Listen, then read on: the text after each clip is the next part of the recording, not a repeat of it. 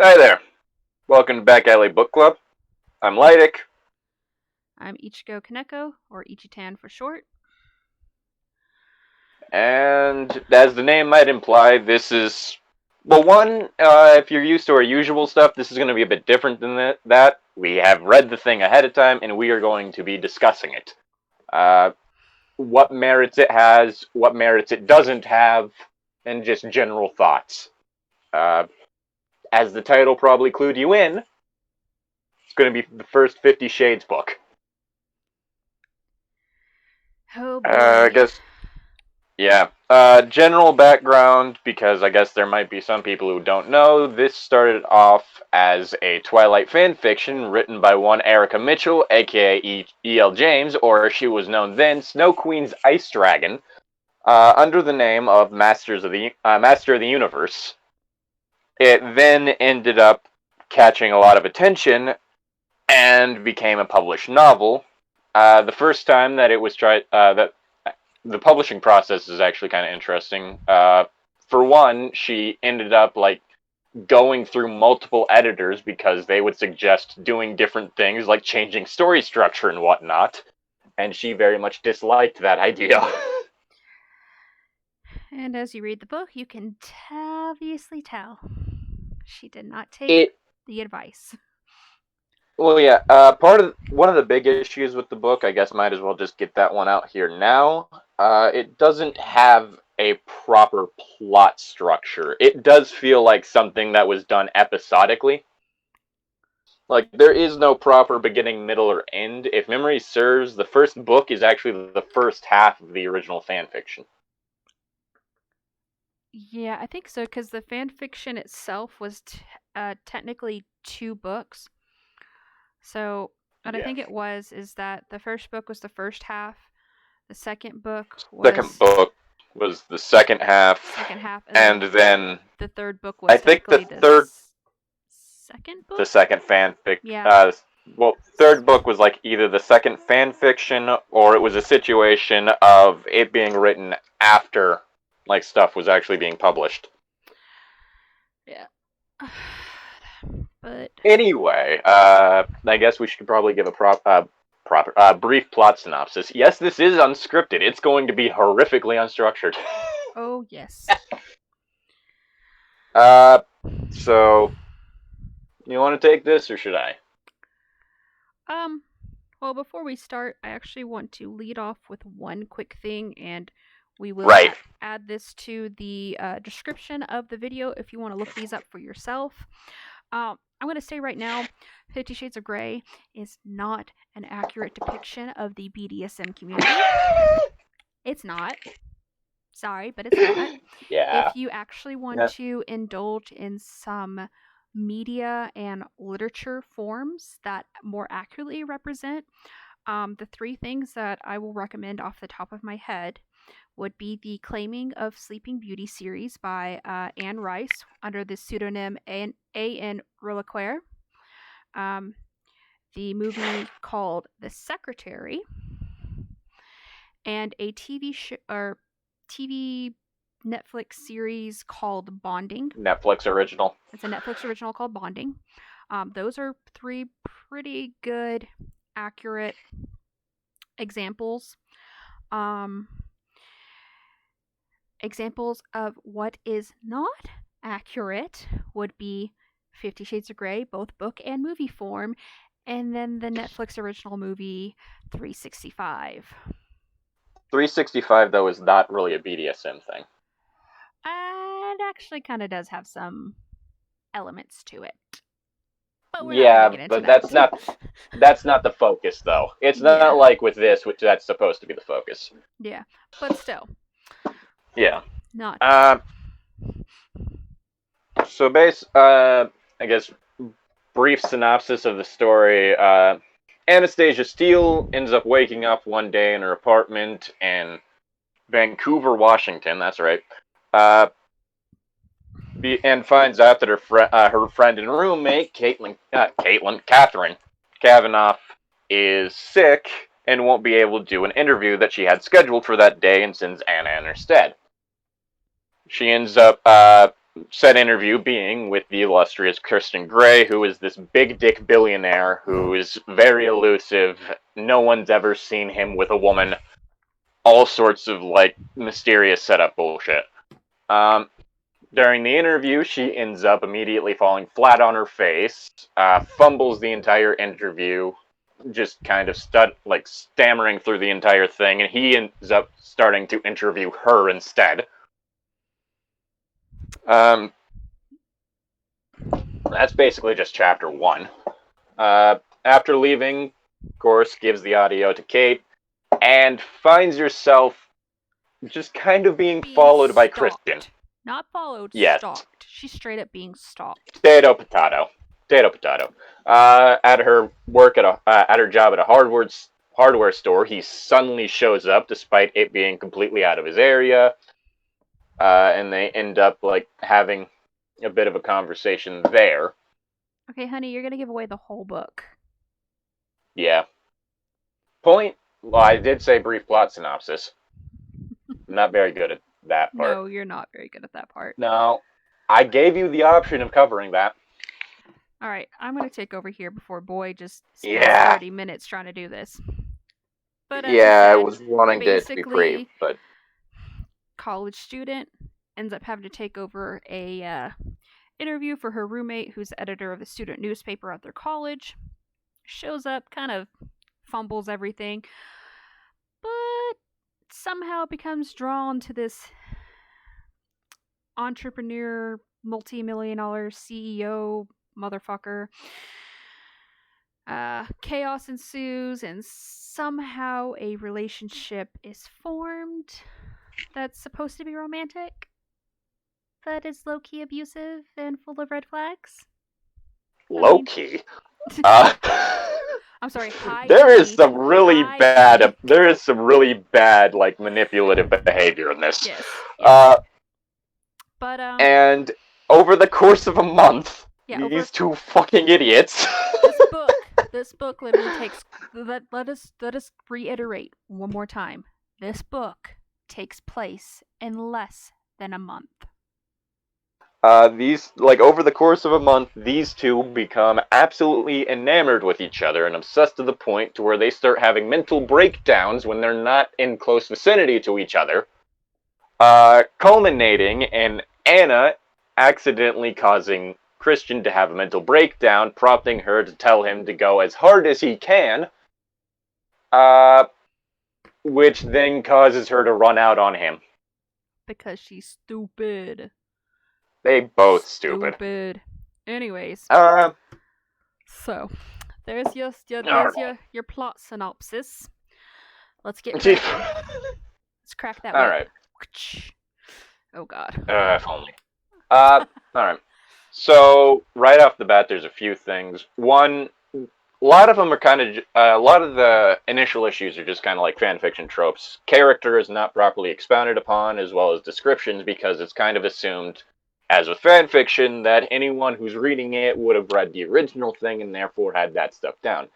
As a result, the only real thing we know about Anna is that she has big blue eyes, not big brown eyes, as well as the fact that she's pale, skinny, and scruffy. With mousy like brown Bella. hair. Yeah. Like Bella. As well as it takes us 7 chapters for us to get told that Christian Grey has pouty lips. Before that, all we know is that he has gray eyes. And we eventually get told that he has long hands. Nice long hands. Basically, like, it gets pounded into our heads that he has very long fingers, which causes me to just imagine him as having, like, fucking either yaoi hands or the hands of, like, a stereotypical gray alien. Oof. I didn't mean to have a pun there. Pounding. What the fuck? I'm sorry. Where did the pounding come from? You said pounding into our heads, and we're reading this, and so my brain went, ha ha, pounding. But there's a few other things, just like basic plot stuff. For one, why did Kate not give Anna like any information on who Gray was before sending her off to interview him. Interview him. I don't know. Uh, I said you're getting kind of ahead of yourself there, buddy. yeah. Calm down. I know In what you're. ways? Just calm down. I know you're very upset about this, but just calm down. Basic information, Kate. That would have helped. I mean, right now I'm just kind of airing like random quibbles that don't really make much sense to me. Yeah, and we can get into that when we get to those chapters. Okay, we're doing this chapter by chapter? Yes, I figured it'd be a lot easier for everybody else to kind of follow along instead of just throwing out, oh, this happened here, and it's not enough. Yeah, I guess afterwards we can do weird random quibbles. Yeah, we can do weird random quibbles afterwards. But like I said, very unstructured. That's just your brain. Yes. Alright, well, first chapter is, of course, the one where, like, the general shit happens of them meeting. Right, which, like, some of the notes I basically got off of the beginning of the first chapter, just based on, like, how Anna acts. Like, she comes off very whiny and childish. Like, just basically throws a huge bitch fit. Like, how dare Kate ask me to help her with this thing that she literally has been trying to work on for months because she's sick. But then she also does also just kind of gets in her prissy little head that, like, well, why can't he just, like, reschedule if you're sick? Like, hello, other people have lives too. Like, this dude's busy. You know. Yeah, I mean, granted, he does set up a precedent later that he can apparently just reschedule things on a whim, but... But you also keep in mind, he's not going to do that for some random university student interviewing him. Oh, yeah. That he doesn't want to bone. Right. Honestly, the thing about Anna that I immediately thought of, like, anytime... because this is done a few times in the first chapter. One, when she's talking about Kate, as well as when she's talking about the other women that are working at Gray... what is it, Gray House? Gray Consult... something. I don't remember what it's called. Gray House. Yeah. The building is called Gray House. She reminds me... flawlessly beautiful and blonde. Yeah, the way that she, like, talks about other people immediately makes me think of, like, the whole, like, not like other girls type of thing. Oh, yeah. Where she just, for some reason, she feels the need to, like, put other people down, like, at all times. In, like, that weird way of, like, well, I'm not perfect, therefore I'm better. Yeah, so, like, what kind of unresolved issues are you having there, Erica, that you need to tell us about? There's some things I can say later about Erica. But yeah, I mean, like, I will say, and also just, like, on the whole thing of her trying to, like, be like, well, I'm not perfect, so I'm obviously better, and just kind of, like, having problems with people who, the other, like, that mentality is that, like, obviously, like, again, like, it gives kind of just a description about, like, her talking to Kate, getting the stuff she needs before she leaves. Yeah. And, like, Kate sitting there looking, like, miserable and sick, like how anybody would look with a freaking flu or cold or whatever she had. And it's just, how are you so attractive, Kate? Just be, like, basically, literally just like, oh, you're so flawlessly beautiful, so I'm not going to be sympathetic to you because you're sick. And it's one of those things also, like, again, I don't consider Twilight good, but with Bella, it made a bit more sense because Bella was a teenager. Right. But this is like she's supposed to be like 20. Anna's like, she's supposed to be like 21. She's 21. Yeah, Anna's a fucking adult. A young adult, but an adult. Like, I will say, like, I did just put a picture of one of those in the chat. This one's actually my favorite one of those, but, like, anytime, like, anyone's done one of those not like other girls types of artwork, and then fucking Tumblr got the Tumblr lesbians got a hold of it and just fucking, like, took it in a completely different direction. Uh, Also, the first chapter starts doing does a thing that I did take note of throughout the book. Product placement, weirdly enough. Oh yeah. Uh, First, section of the book, we end up getting shoutouts to NyQuil and Tylenol, and the reason why those caught my eye is because of the fact that generally, whenever you have medicine in the house, your immediate thing, and someone you're giving it to someone, you don't typically ask brand wise which one they want. If they have a preferred, particularly if they live at the same place, they'll tell you, or it'll be the only thing they have. Mhm. Like, you know what I mean? Mhm. You don't typically shout it out by brand. So, the line is, "Of course, I'll go, Kate. You should get back to bed. Would you like some NyQuil or Tylenol?" That just felt kind of weird and unnatural to me. Yeah. Like you should really Uh, had to have been like ask specific brand names. Could have been like, "Do you want some cough syrup or pain relievers?" yeah, Because yeah. that's what I ask my roommates if they're sick. I'm like, "Oh, do you want some like pain relievers, cough syrup, Yeah. antacids, like what you need?" Like I don't be like, "Oh, you want some extra strength Antacids. Yeah. Tums?" Yeah. Yeah, you don't typically ask a brand name for this sort of thing. There are things where you do specifically refer to the brand name because that is something that has been kind of ingrained into the public consciousness. Like Band-Aids is a good example of that. Yeah, because Or even if it's not saying Band Aid Google it. brand, you still Yeah, call it Band Aid. yeah. Uh, all right. Let's see. Oh yeah, of course. Like when she gets to the building, she's just fucking talking about oh, I'm so out of place here. I'm so fucking scruffy. So scruffy, Okay, how dare these people have money and be so flawlessly beautiful? the thing about this is that because of the fact that she is Bella, I mean, has the same character description as Bella. Her talking about how unappealing she is doesn't really fit when she just looks like every single conventionally attractive uh like young adult romance female lead. Right. Like she looks like every single one of them. Yep. Let's see. Oh yeah, one of my notes. There was a weird phrase that I didn't understand. Let's see. With Grey House written discreetly in steel over the glass front doors. How do you discreetly display a logo? So I think what they mean by that is like, so you know when you go to like a restaurant or a business, like they have all these big Yeah, signage with their logo, but then when you get to the yeah. door, like it's in a much smaller logo font on the door that you can only really read right as you're on the door. I I, think that's I, what it's supposed to mean, but I okay. don't know.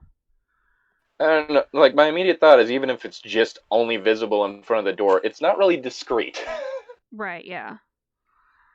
Uh, okay, there's the whole thing of her tripping into the office because that's her one defining character trait that doesn't really ever show up again. Is that she's apparently super clumsy. Because clumsy is a quirky flaw, we can use that without actually having to give the character flaws that need to be worked on. Right. And then let's go into here. Again, somehow, just upon meeting Gray without even really talking to him, getting to know him, she's immediately affected by this sexy man god and his sex god energy. Also, right before that, we get the only positive occurrence of a person of color Yeah. in this book. And that's just because some hot black dude walks out of the office. I was like, damn, girl. I'm not gonna lie, for the first time I read it, I thought that was Taylor. I don't know why. I just remembered that man's description because it's there, and we never get a description for Taylor. All we get is that he has a buzz cut, but that's a later thing. Yeah. Um, Oh yeah, immediate mention of how he's long fingered. Uh, yeah. but we And don't then get anything else about how he's attractive. No, but we also get that she's super nervous and can't really perform basic motor skills without blushing like crazy over this quote unquote Adonis before her. So we at very least know that he's apparently visibly cut through his suit. Uh, yeah, so young and attractive. Very attractive. He's Very tall, attractive. dressed in a fine But then gray suit, white this shirt. right, right. So you get that. We get that very basic description of Yeah, him. And then unruly, dark, copper-colored hair and intense, bright gray eyes that regard me shrewdly. That is the only description we have for this man at this but time. then And then she uses the then phrase "monkey's uncle."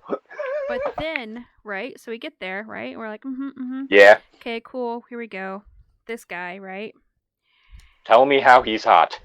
No. Somehow he's Okay. hot, but then, but then you get a. God, hold on. I'm having to like reference the book to remember exactly how many. Yeah. Here we go. How many what? Oh, so we get this very, very, very, very brief description of Gray, but then get about 2.5-ish paragraph describing every detail of what the room looks like. Yep. One of which being a bunch of paintings that are so detailed they look like photographs done by A table, Troughton, a table large who's enough for apparently a people local to, artist. yeah, a table large enough for people to eat around. Yeah. Um, Let's see what. And then after that, eventually, we end up having the actual interview, which is a farce. And out of that interview, I picked up 3 red flags about our dear Gray. Wow, that was fast. Oh, yeah, 3 red flags right off the bat. Let's see. He has no humility, gives off a bunch of immediate red flags of classic narcissism, control, and arrogance. Seems to enjoy the fact that he could ruin all of his employees if he chose to shut down suddenly.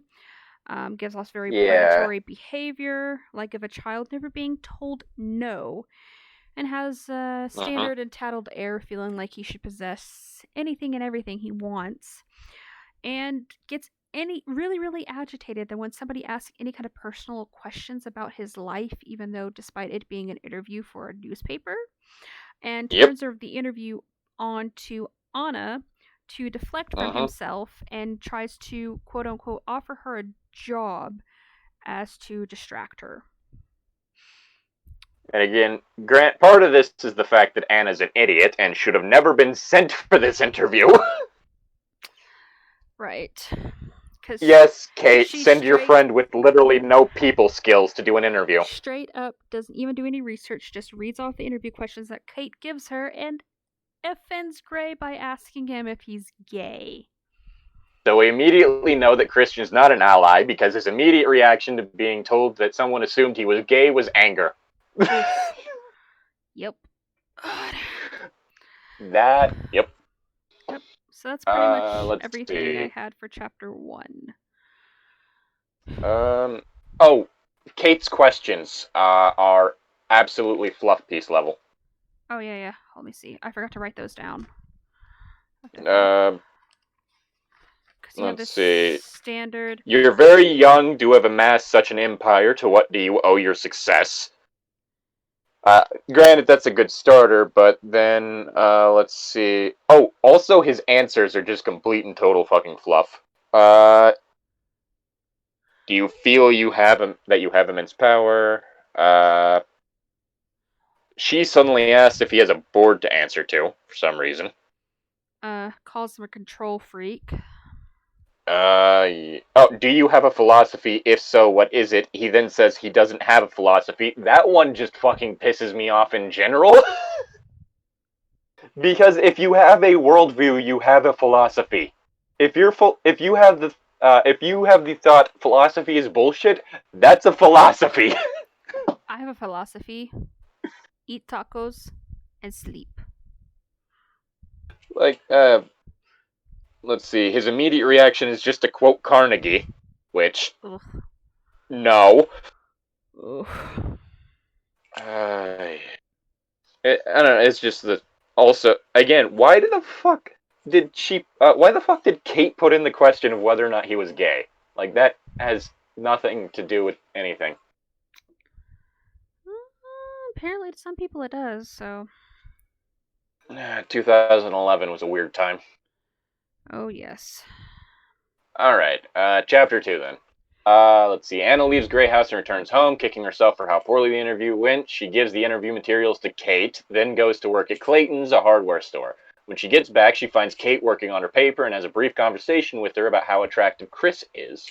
Before the two of them eat, after which Anna works on a paper of her own covering Tess of de Ubervilles, then goes to sleep. Following Wednesday, she talks over the phone with her mom and then her first stepdad, Ray. The following Friday, she, Kate, and their friend Jose Rodriguez hang out and drink champagne as Okay. Okay. All day. Jose reveals that the Portland Place Gallery is going to exhibit his photos. The next day, Christian shows up at Anna's place of work, buying cable ties, masking tape, some rope, and a pair of coveralls while asking her about her life, while also working to set up a photo shoot for Kate's article. As they talk, Paul, the store owner's younger brother, interrupts, and Christian Gray's mood turns sour as he pays for his items and leaves. Yep. So Aye. that's your chapter summary. There's a brief mention about how he is both controlling and confident, which is contradictory. Right. So then. Controlling people tend to lack confidence. It's Oh. kind of the whole reason they're controlling. Oh baby. But yeah. So that was our She. lovely chapter summary. Do we want to get into Yep. all of our Let's get into our notes for nitpicks? this. Our nitpick. There's a brief mention at one point that Anna says he acts twice his age. He Right. doesn't. Not really. He doesn't. No. That only exists because he was originally a nearly 100-year-old vampire. Who also didn't act his age. Yeah. So I have another problem with like Anna's attitude in this chapter because like again we're talking about like she hands off all the interview to stuff to Kate and just basically goes off on Kate being like I can't believe you made me do this, like how dare you not give me any like information, and Kate's immediately apologetic like oh my god I'm so sorry, I should have prepared you better, and Anna instead of being like you know what it's cool thanks for apologizing she just basically like fuck you and runs off to work. Like that's Yeah. not how you handle that situation. Like Neither one of the two are really good friends. But well, I mean later on Kate does kind of prove to have some really really good qualities, but just the way Anna yeah. acts on and off just kind of makes me feel like Anna's more of the bad friend in this situation. Yeah. Well, yeah, she, like, complains about having to look at the fucking pajamas that Kate wears anytime she's in a bad mood. Dude, comfort items are a thing. Leave her the fuck alone. Yeah. Yeah. Oh, there was one thing that kind of weirded me out because one of the things with this is that every interaction feels rushed. And a good example of this, Kate says she expected Anna back sooner. Kate says she expected Anna back sooner. The drive from Seattle to Vancouver on I-5, which is the road she took, would take 2.5 hours, meaning the round trip would take 5, given how short the interview would take 5. Given how short the interview was and how little wait time she had, how fast did Kate expect her back? Like, that interview could not have been more than, like, 10 minutes itself. Maybe 15. And then we have a wait time of maybe 20 minutes.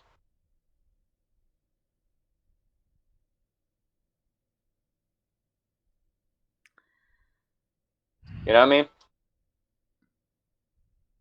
Wait, no, it actually tells us how long the wait time was. Because she mentions, like, she got there a little bit, like, a certain amount of time before, ahead of time, like 10 minutes or something.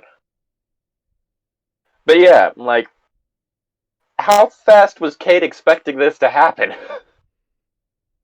Like, you can't get a proper interview done that fast. Let's see. Of course, Like, there's another reference to how she feels older than he is. Oh, sorry. I was gonna say, it's just like it also seems like that the author just really does not know how to do like time skips or understand how time just works in general.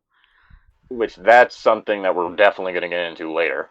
Uh, because it's going to become very important later, particularly in regards to how erotica is concerned. Uh, oh yeah, there's a weird part where it's a one paragraph explanation of her job that is not part of the section where she's at her job, and I don't know why.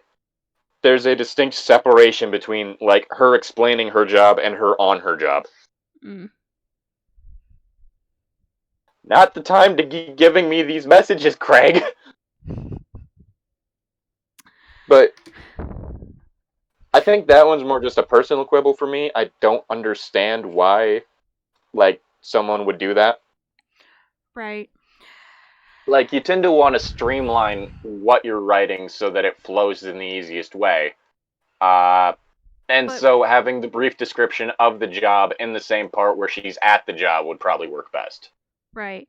But like we also have to like again look back at the fact that like this started out as an amateur fan fiction, you know, and then it gained all this traction somehow. So she takes it to these Yeah, different like publishing and editing companies, and when they're literally sitting there showing her how to rewrite everything, make everything yeah, better, she ignores them and runs off to somebody else because she doesn't like the answer. So like yeah, people literally tried to help her and she refused. So I mean there's oh yeah, it's obvious where the problem comes from. Like she didn't know what she was doing. Then when people actually offered her help to make everything good, she was like, "No, this is my story." yeah. Also, I don't think. I mean, I don't, honestly, none of the characters seem to understand that Arrow or Ace people exist. Thanks for that erasure. Mm. Uh, I mean, they're just it's just this very because cancel culture of the whole LGBTQ plus community. Like, and yet this book is weirdly obsessed with gay people. mm-hmm. Cuz yes, Um, like you have stated, like it just see cuz we get into like well, like this line from Kate, "Oh come on, Anna, even you can't be immune to his looks." Bear in mind, before this, it stated that Anna has never been attracted to anyone, and it's even revealed later that she's never masturbated before, even. right, and I did make some notes on that on the point that you made about the author seeming to not acknowledge Ace and Arrow people and the masturbation thing in the chapters Yeah, and some later chapters. So when we get to that, I'll yeah. elaborate more on that because I don't remember But what page that's on. I don't feel like digging through my notes for that right now. but 'Cause- like, if your friend has never shown any interest in men ever, and then like she goes and interviews some like really attractive dude, your response would not be, "Oh come on, not even you can't be immune to his charms." yeah. Um. Like what? So yeah, I mean, like that all comes from that. But like something that just really bugged me about the fact that like um the first kind of I guess you can say introduction of Anna's Yeah, mom, like we're on the phone, is like the author just seems to just make Anna's mom just come out as this really like dim, scattered brain person who insufferable. just insufferable person who just throws money away on like hobbies and needs her husbands to keep her in check and Yeah, keeps throwing out there that her mom's on her fourth husband who seems to know how to manage her better and just seems to have this major stick up her ass that her mom has hobbies she does for a bit and then changes her mind. yeah. Like, who the fuck gets so Which upset over somebody doing candles? Like, candles are nice. If I had the which the time, whole I'd be like making candles. yeah. The whole Flight of Fancy thing does seem to be another Passover, another holdover from Twilight, in Yeah. which it is stated that like Bella's mom would just kind of randomly like take up different hobbies and such. But this is a lot more mean spirited. You know what I mean? Mm-hmm. Cause like Also, when well, we go back to when we go back to Twilight and we talk about like, you know, her mom, like Bella's mom in that sense only had two husbands, her dad and the guy she was with that was the baseball player or whatever. yeah, Um and like whenever like Bella would talk about her mom and just like all of her mom's little hobbies and craft things she yeah. does, like it was a very like fond teasing, like, oh, my And mom does bear in this, mind that, but it's an all, like it was kind of like an all, like, oh, my mom does these things, it's so crazy, but I love her anyways as yeah, long as it makes her happy, kind of thing. But and bear in mind that was written by a Mormon. right, but then like you come in here and you get to this where it's just mean, like, Yeah, like Anna for some reason is a mean-spirited little dick. Uh, let's see. There's a few cases of words not feeling like they quite fit into the prose. For instance, voiced seemed weirdly out of place. Uh, oh yeah. Also, we get introduced, of course, to the only person of color with a name in this story, Jose, and who you, is a replacement for Jacob. oh my god, like seriously. Apparently, E.L. James thinks that Native American people and Hispanics are the same thing, Mm-hmm. which, Like, no. honestly, you could have left him Native American. Just give him like a fucking like European name because a lot of Native American people have those nowadays. Don't have him do the stereotypical thing of saying shit like Dios míos completely like jarringly. Right, and like the And description that you don't get, make him a sex offender. right, and the very like brief description you get of this kid, like you don't really know much about him, and he's supposedly like Jacked as fuck. he's apparently her best friend, and their dads served together in the military, and so now they're all best friends because Anna and Jose became best friends, and like that's Yeah. it. That's all you get about him. Like that's He's all it. shoulders and muscles, tan skin, dark hair, and burning dark eyes. Yes, Jose's pretty hot, but he's finally getting the message. But I think he's finally getting the message. We're just friends. Um, Ugh. mm, okay, one, that's just a bad relationship in general if it's a whole thing of you're having to, like, And then remind someone that you don't want to date them. I've had plenty of those. They're annoying. Yeah. But and it's also just like you have to like come into this thing where like it's something like Anna states later on is that like she's never had a boyfriend, but she's always like rejecting people. Hounded. She's always Hounded by so men. hounded by men, which like then you get into like this thing where like she's like going into like when like the next day she's at her job and Grace shows up um buying supplies he literally could have gotten at any hardware store. Um, And being the least subtle motherfucker the entire time. super, yeah. And then like, Had, like, rope, duct tape, and cable ties. right, Also, I couldn't just work without pants on, you know. right. And then he's just like conveniently like, oh yes, I'm in town because I'm a benefactor of your school for the agricultural program. Because like he does mention that he does want to like help with hunger problems, which okay, that's nice. That's nice and all, but that's not going to change how much of a fucking narcissistic asshole you are. Just Well, yeah. saying. But like, So I and got then some okay, things oh to then say about the. also him buying these items are somehow sexy and mysterious, Oh, this is the first time we get a mention of her subconscious being a bitch. right? Okay.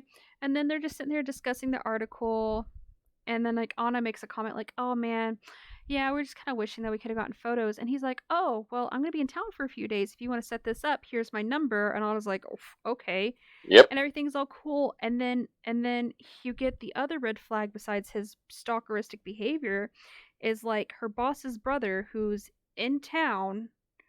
Again, random hot guy who's super flirty with him, but she can't give the time of day to, shows up and he's all like, "Oh, hey, nice to her." And Gray's just like, "I'm gonna be this cold ass rude motherfucker and just totally shut down and act all possessive, even though I barely know this woman."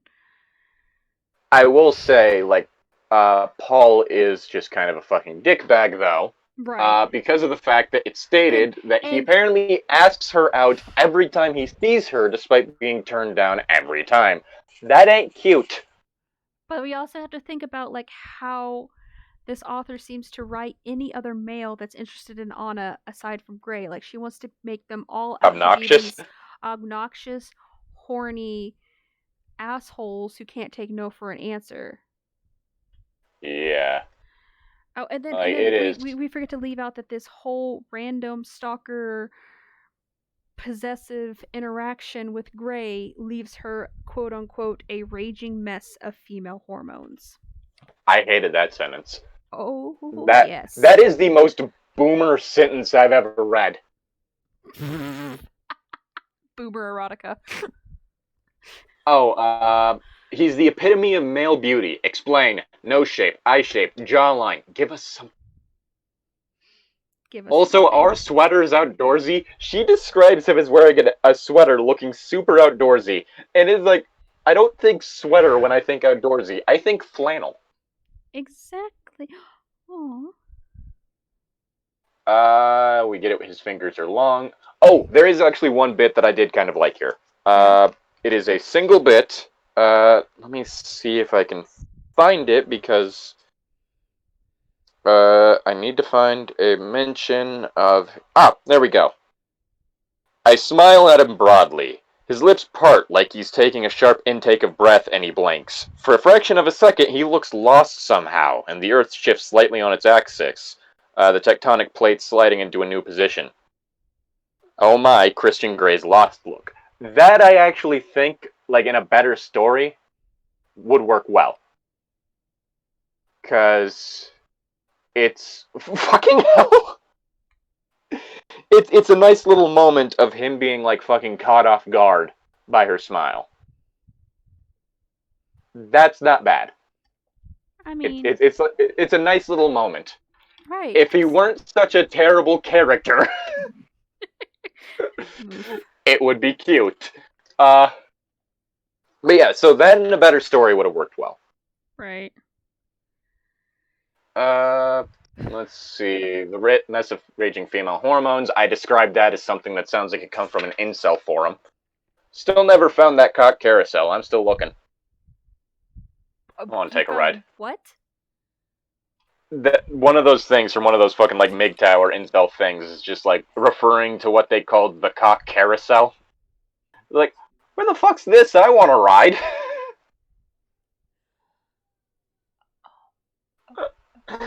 It's a fucking stupid metaphor. Um. Basically, just one of those things of them calling all women whores. Okay, I've got to run really quick. Apparently, What um, happened? my cat's being an asshole, and I must go Okay. collect her because she's turning kitty blender on my roommate every time he tries to pick her up. You want to like pause the recording quick? I don't know if I can pause it. Let me check. I think you can. I can only stop it. There's Like, not a pause thing. mm-mm. Okay. I guess make it quick. Okay, it'll take me like maybe a minute. I'll be right back. Okay. I'll give the chapter 3 summary. Okay. Alright, so chapter 3, Anna calls Kate, tell her of a run in with Christian, and let her know that they'd be able to set up a photo shoot, settling on Jose as their photographer as Kate's usual go-to Levi is unavailable. Paul then informs Anna that she's needed before asking her out. Once home, Anna calls Jose, convincing him to do the photo shoot, and then calls Gray to set up a time to do so, settling on the Heathman Hotel in Portland, Oregon, the next day, and has a fitful dream about him that night. Apparently, I left out the word A. Nice. The next morning, Kate, Anna, Jose, and Travis, Jose's gopher, arrive and begin setting up for the photo shoot. Christian shows up, meets Kate, and has a dick measuring contest with Jose before beginning the shoot proper, doing sitting and then standing poses. Christian then asks Anna out for coffee, asking about her personal life and details on their way to inside and while leaving the coffee shop. Anna then almost gets run over by a cyclist and caught by Christian, internally monologuing about how much she wants to kiss him. Oh, and how he saved her life. That too. From a bicycle. I mean, the worst you'll get is maybe a broken arm. Oh, yeah. Unless you're just like fucking Mr. Glass or some shit. But yeah, so good to know Kate doesn't find. That's right. That's one of my notes. Because during the phone call, apparently Kate's just like, "Oh, he showed up to your work, and you were able to set up a time for a photo shoot. Sweet." So good to know Kate doesn't find anything suspicious about the suspicious man suspiciously sewing. Fuck! I gave myself a tongue twister with this note. Good to know Kate doesn't find anything suspicious about the suspicious man suspiciously showing up at Anna's place of work and acting suspiciously. Suspiciously. Eh. But yeah, so apparently she doesn't find anything wrong with that. Kate, what are you? Not human. Let's see. Anna hallucinates again, involving her subconscious. Also, that's not what subconscious means, because if you're aware of it, it's not your subconscious. I think it may be that she's trying to mean conscience. Or conscious. Conscience. Which is a different thing, which has to do with a person's, the idea of a person having some sort of internal moral compass that keeps them from doing things. Someone in this story clearly lacks one. I mean, yeah. Let's see.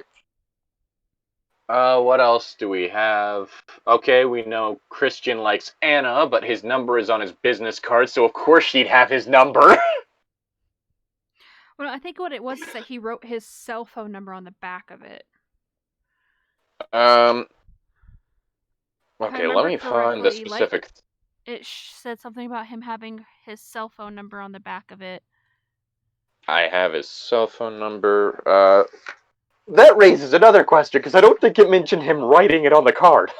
Yeah, no, he totally planned to show up at her work like that and find a way to give her his number. That's even worse. That's even worse. Well, okay, here's the thing, though. He was shown taking business calls on his cell phone. Right, but... So it could be that he has a cell phone set up for business calls. Well, he could have a cell phone set up for business calls, and then he could also have just be like, since he's like not always at his desk, have like phone calls forwarded to that number. Okay, let me find the specific line where he gives it to her, because... Yeah, so I'm trying to find right now. It should be like chapter near 3. Yeah, it should be like near the end. Oh, sorry, no. Yes, chapter 2. Chapter 2. It should be chapter 2 where that happens. Yeah, Goes so from if I can find... Austin. Let's see, Where? My card, it has my cell phone cell number on it. Yeah, let me know tomorrow. Reaching into his back pocket, he pulls out his wallet. My card. It has my cell number on it. You'll need to call before 10 in the morning. That makes it sound like his cell number is just always on his business card. Yeah, so I'm trying to like... So the only way for that to be like a special thing that happened is he would have to... Hold on. What is he doing?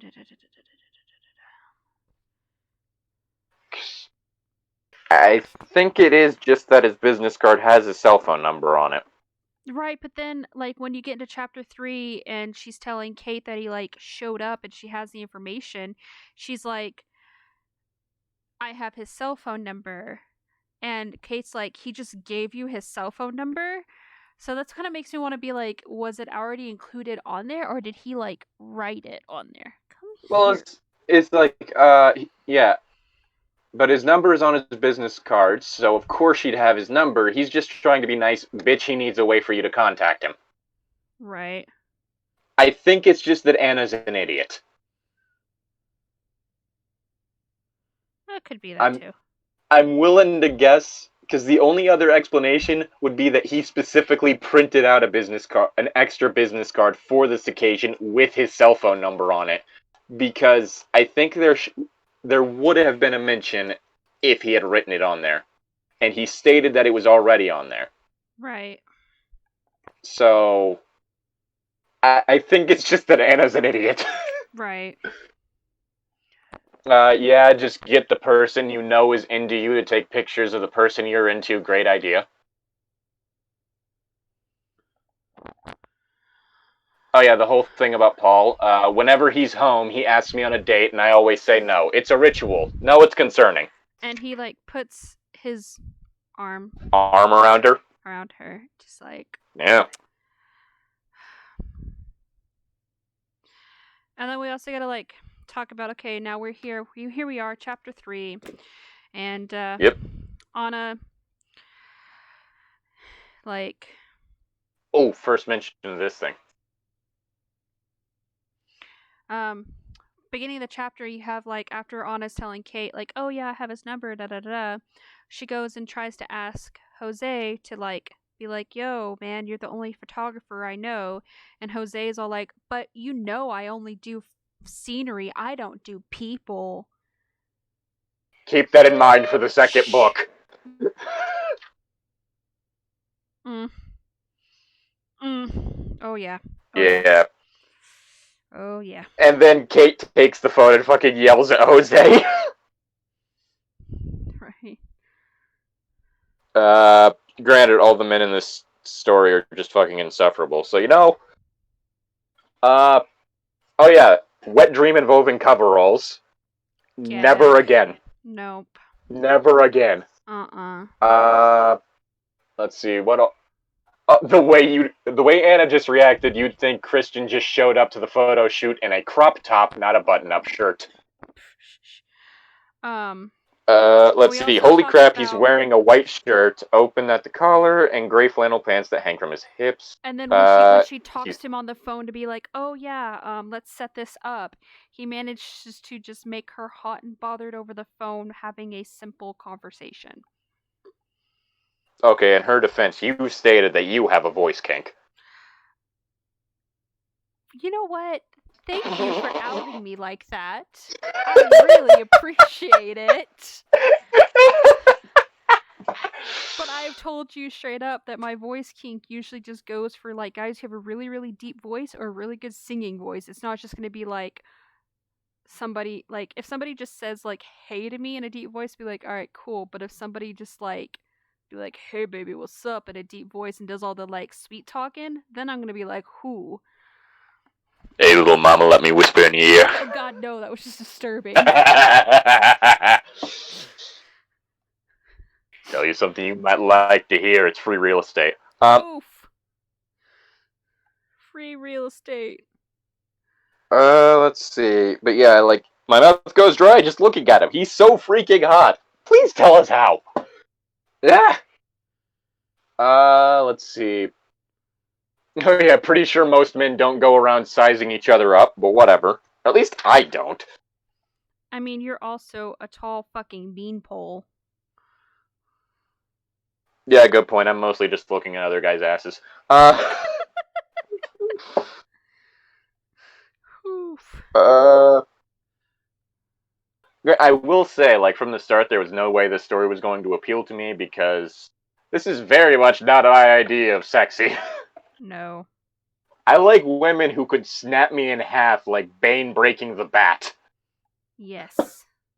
There is no way that Anna was going to do anything for me. You want an accurate description of what he wants? Go look up videos of the chicks crushing watermelons with their thighs. You know Jasper from Steven Universe? But hey, Jasper's like that's also my type, honestly, yes. as well. Yes. Like, That's just oof. Noi from Dorohedoro. Anyone who could crush my skull between her thighs. Damn right. My type is capable of killing me. Okay, what do we know about Anna? She's scruffy, she's insecure, and she likes reading to a nebulous degree, and she prefers tea to coffee. All in all, not much. Also, that cup of tea was a fucking abomination. That wasn't even tea. She'd barely even let the tea bag steep for a minute. It was Wait, am I looking at... slightly Yeah, I'm tea looking. flavored hot water. She literally dunks it in for half a second. The mention of how his pants hang off his hips makes it sound like his midriff is visible, which might explain what she sees in him, but it's not, so it doesn't. Because one of the things that constantly pops up is her stating that his pants are hanging off his hips in that way. Oh, that's also talking about like again, they're having their little coffee date. And Yep. here's another red flag from Gray besides his fucking like pissing contest when he shows up for the photo shoot is he basically immediately starts grilling her being like, "Yo, is Jose your boyfriend?" because how they smiled at each other. And when she's like, "Nah," he's like, "Family." He's satisfied about it, and then he's like, "Oh, well, what about your boss's brother?" Um, oh, well, I'm just only asking this because you seem like you get nervous around men. Gross. Then also during all this, he's comfortable calling her Anastasia, all that, but then She like tells him not to. when she's like, just call me Anna, please. And then if she tries to call him anything but Mr. Gray, he's like, yeah, no, fuck you. So he can dead name her, but she can't dead name him. Oh, and then she shits on her mom again. Yeah. And her mom's dating habits. Yeah. Yeah. Also, I will say, because we get introduced to Taylor in this, the only description we get for him is that he's a big dude with a buzz cut. Yes. Apparently, the first time that I read the book, I missed the fact that the attractive black man stepping out of his office had short dreads. So I was like, she like specifically described this character, so he must like be a regularly occurring character. He is a regular And so I character, thought, but there is no description for him. yeah, so I thought that he was Taylor. And so, like, the first time I ever read the book, I just pictured Taylor as this big, quiet black man. Honestly, that's kind of cute, though. It would be a lot more. It would be twice the representation we have in this book. Oh my god, yes. It would double the representation. It's nothing but a bunch of white cishets. Oof. And Jose. And Jose. Okay. Yeah, the way he smiled at you and you at him. Yes, Gray people smile at each other. Oh, yeah. The question... do you always wear jeans? This man was scoping out her ass. Damn straight. Anastasia says she wants to visit England. There's the whole thing about the author being English, so that doesn't seem very subtle. Which I think she also mentions, like, yeah, I'd like to visit Paris, but England's way better. In that fucking, like, sentence. So... Yeah, but also people who've actually been to Paris say that it has a very distinctive smell of sewage. Well, it also has, like, hundreds of bodies in the catacombs below it, so... Tomatoes. You expect that not to smell? Well, I meant, like, literal humid... Yeah. Humid waste. I almost said humage. Yeah. Humage waste.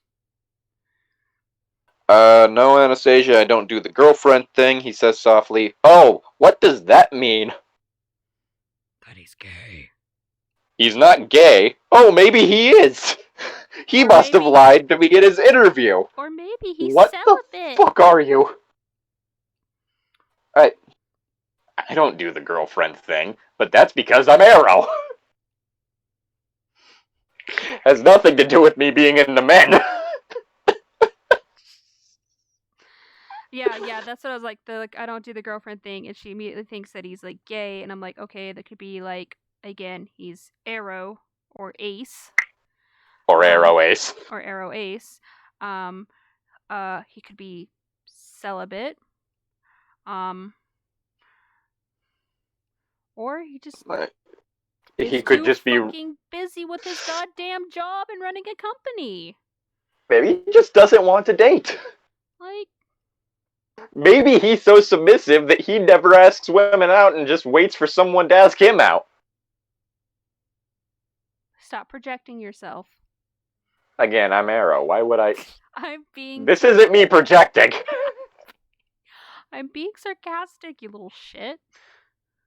Okay. I think that's most of my stuff. Wait, tripping as a plot point. Don't do that. Again. That's also the second time, and I believe last time, she's ever clumsy in the story. Every other time, it's mentioned that she's clumsy, but she never actually does anything clumsy. And as a clumsy person, believe me, that shit is ever present. Oh, yes. Okay, so is that all you have for chapter 3? Yeah, I didn't really have that much All on right. chapter 3. Alright. Chapter 4! Oof. Christian Grey doesn't kiss Anna, greatly upsetting her. Instead, telling her he's not the one for her and that it would be best if she avoids him. As soon as she's out of his arms, she runs to the parking garage that contains Kate's car and cries, thinking about how unattractive she is and how so many guys want to sleep with her, before scolding herself and driving home. Once there, Kate tries to comfort her before turning the subject of the conversation over to Christian Grey and showing Anna the photos that Jose took of him. Great job, Kate. Anna then references Icarus, studies, then goes to bed, further chastising herself for not getting to make out with Grey before having a vaguely ominous dream.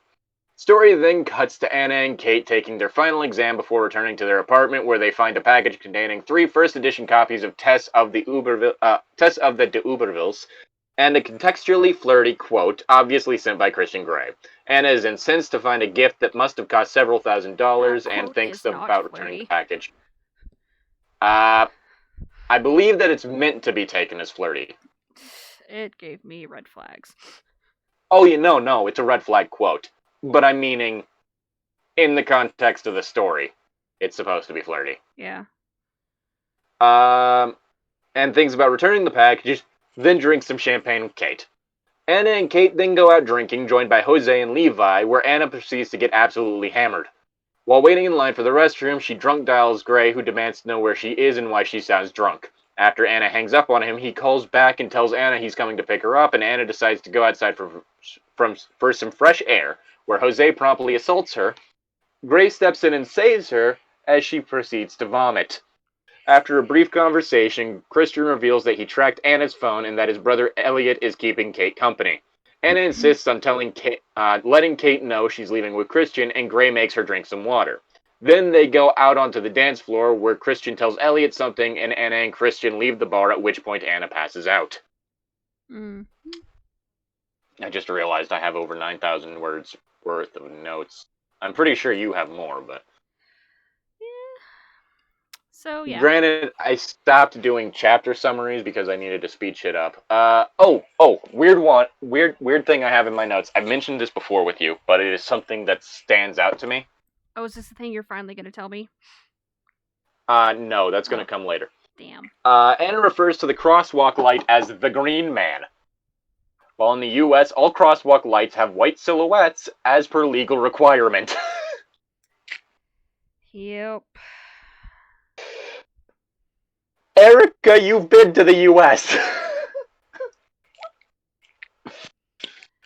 Anna's just absolutely dreadful at reading people. Yeah, Anna's been previously told by both Kate and Christian that she should avoid him. The person with dating experience and the man himself should be trustworthy sources on that sort of thing.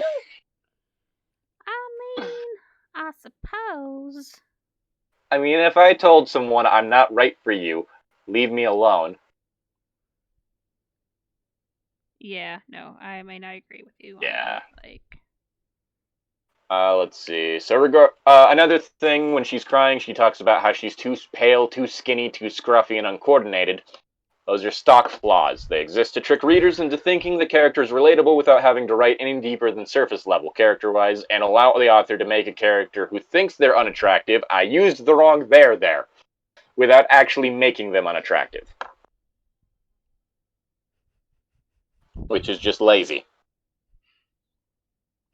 It's like the same thing, of course, happened in Twilight with the whole thing of, oh, I'm scruffy, skinny, and uncoordinated. One, skinny is fetishized. Yes. Like, skinny is just universally fetishized. I don't think you can use that as, like, a reason you're unattractive unless you're actually anorexic. You know what I mean? Hmm? You know what I mean? Yeah. That always bugs me, is whenever, like, their whole thing is, I'm too skinny to be attractive. Yeah. Despite... Society's standard being skinny is sexy. Yeah, you just met this man, for fuck's sake. If you're upset about him not kissing you unprompted, take the fucking initiative and ask him out yourself. God. Let's see. Can the "she's not beautiful" trope end? It's always predicated on bullshit standards anyway. Oh, given how her subconscious treats her anime, want to see a therapist. Oh, yeah. Oh, there's a part where she mentions Kate having a Cheshire smile due to being, like, really happy.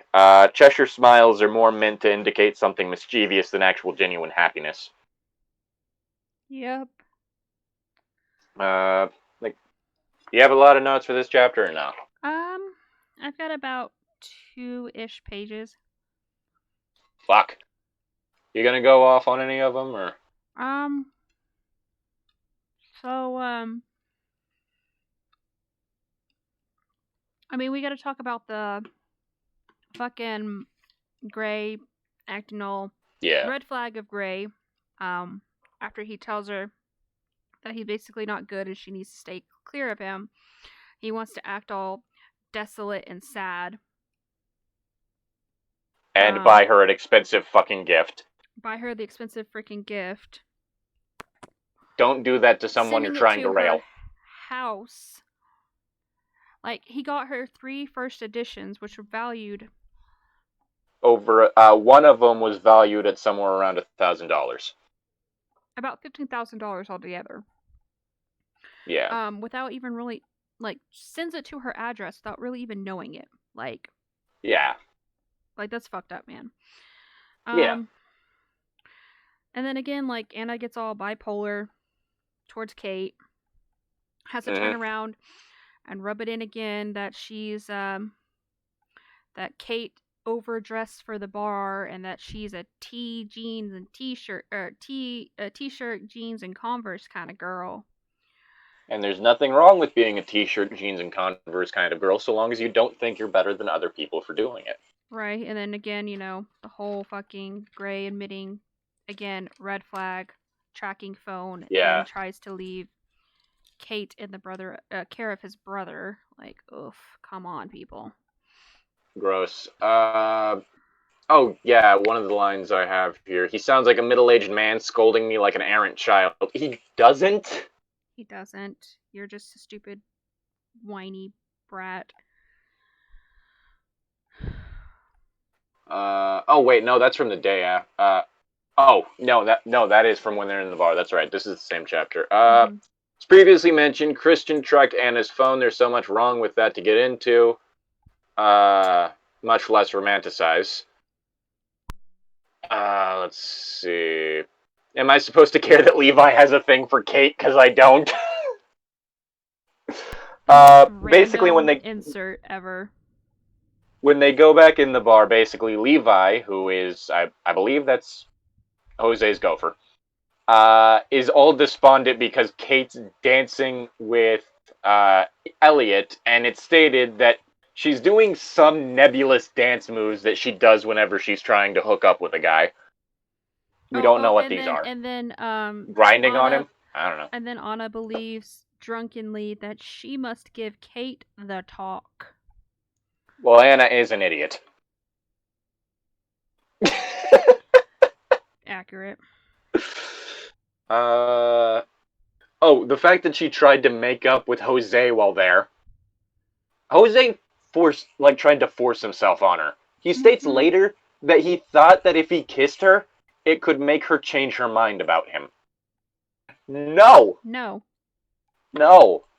It also doesn't help that, again, the only named person of color in this entire story, and that's what you do with him. Oh. She smells his hair and then says somewhere deep, deep down, my muscles clench deliciously. My immediate thought is that she just orgasmed from smell alone in public. Oh, yeah. Oh, yeah. Real classy. So classy. She now has a base character description for her subconscious, which is concerning. Oof. I'm starting to think that she actually, at this point, it seems like she actually is starting to suffer from some sort of hallucination.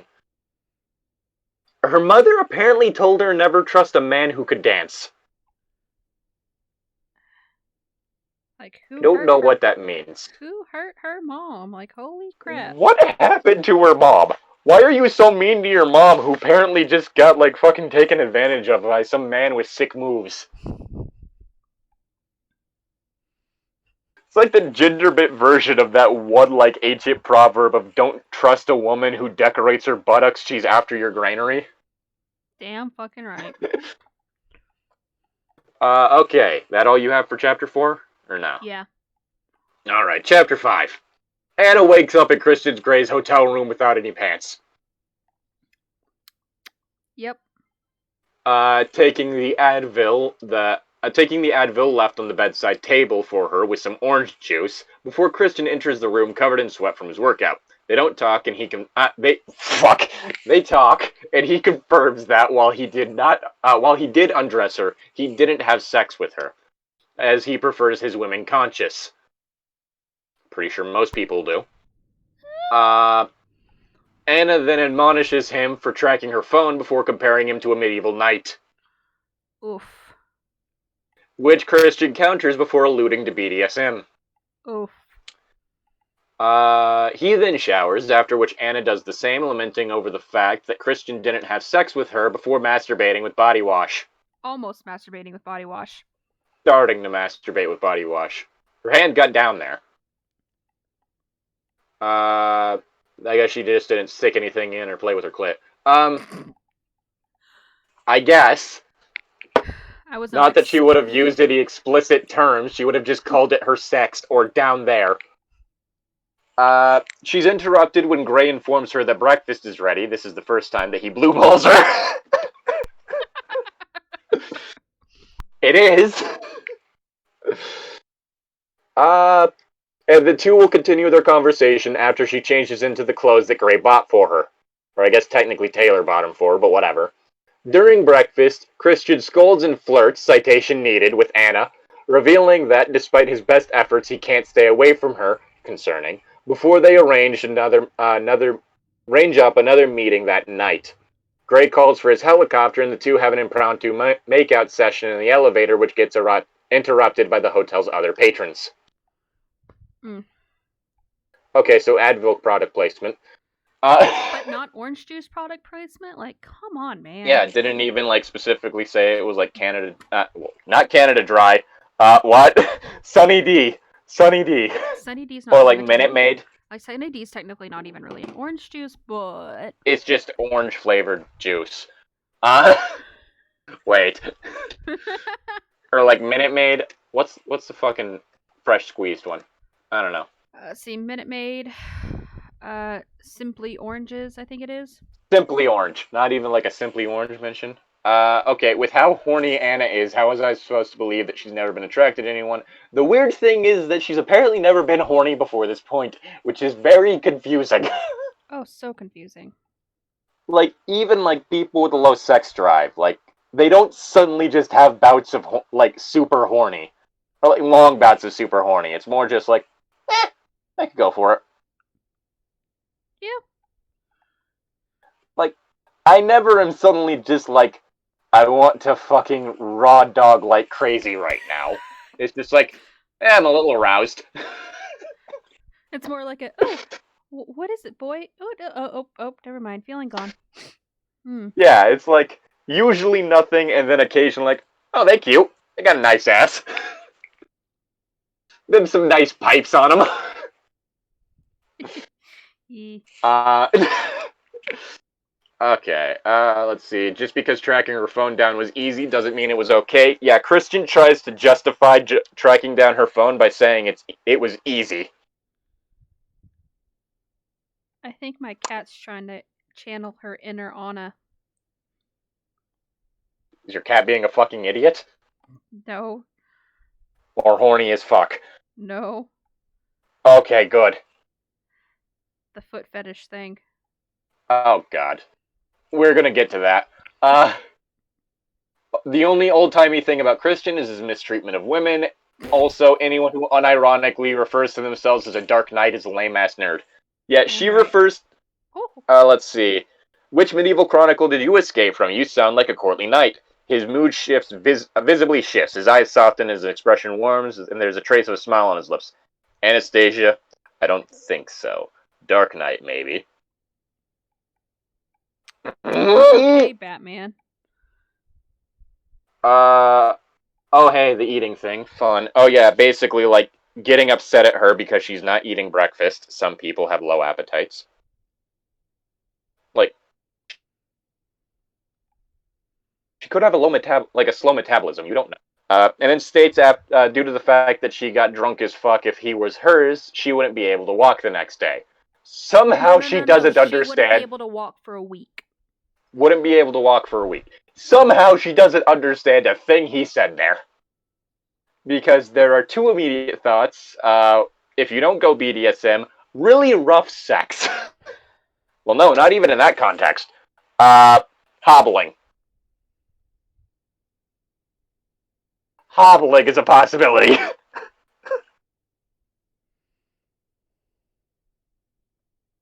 Am I audible? Yep. But yeah. My immediate thought if someone tells me that if I try that again that I won't be able to walk for a while is that they're going to fucking break, they're gonna pull a misery and break my ankles. Oof. Like, seriously.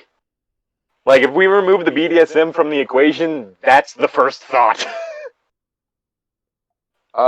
He says that maybe someone should teach Jose some manners, which immediately makes me think that he's going to dom Jose. Unfortunately, we don't get that.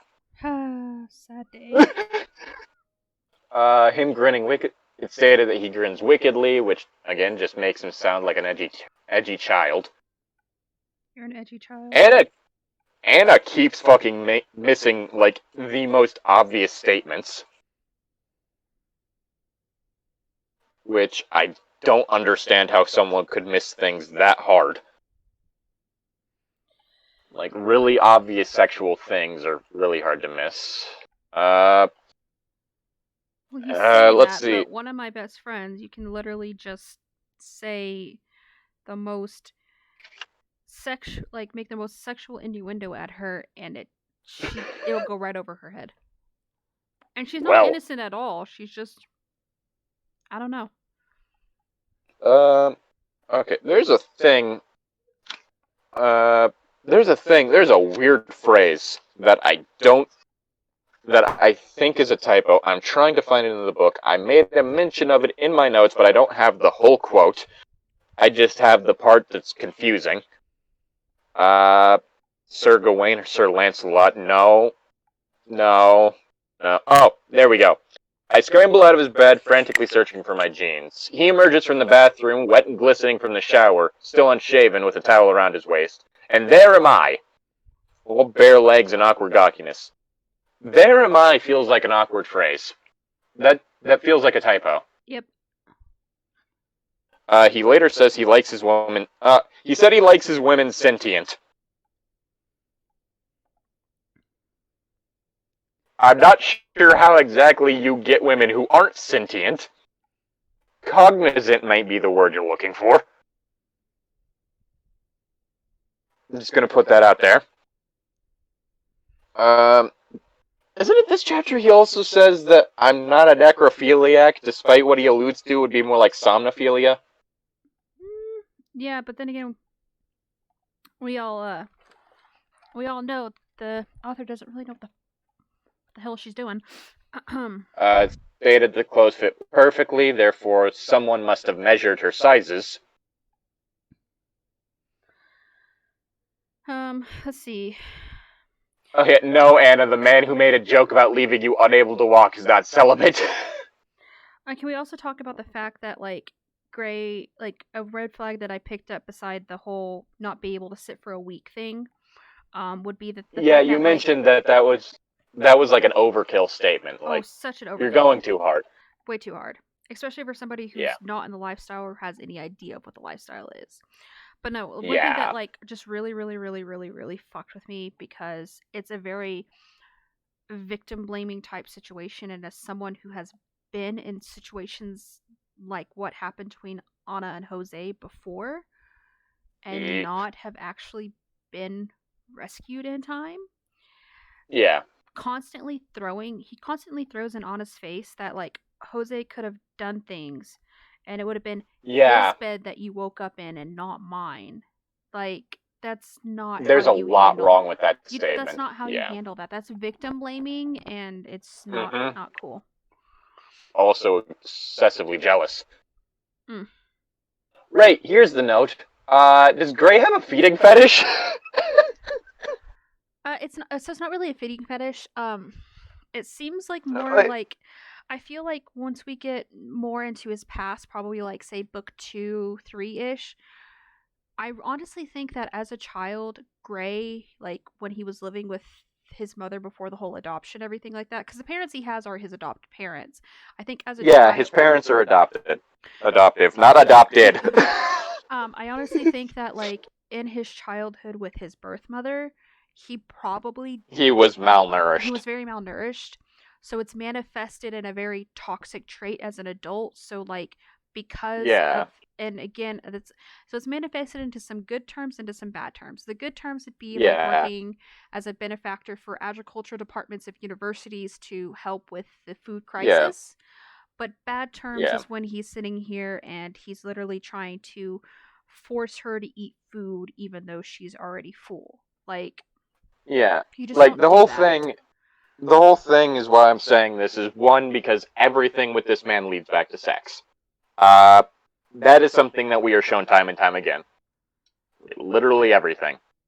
And the other is the fact that he is consistently giving her more food than she ever wants to eat. Mm-hmm.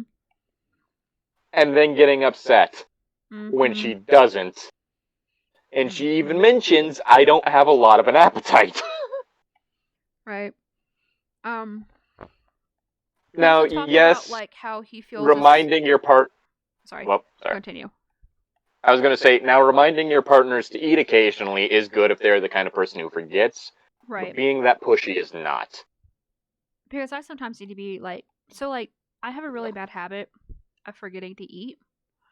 So, yeah, my roommate literally makes a habit of making sure that I eat, that he's, like, either made me or seen me eat at least one meal a day.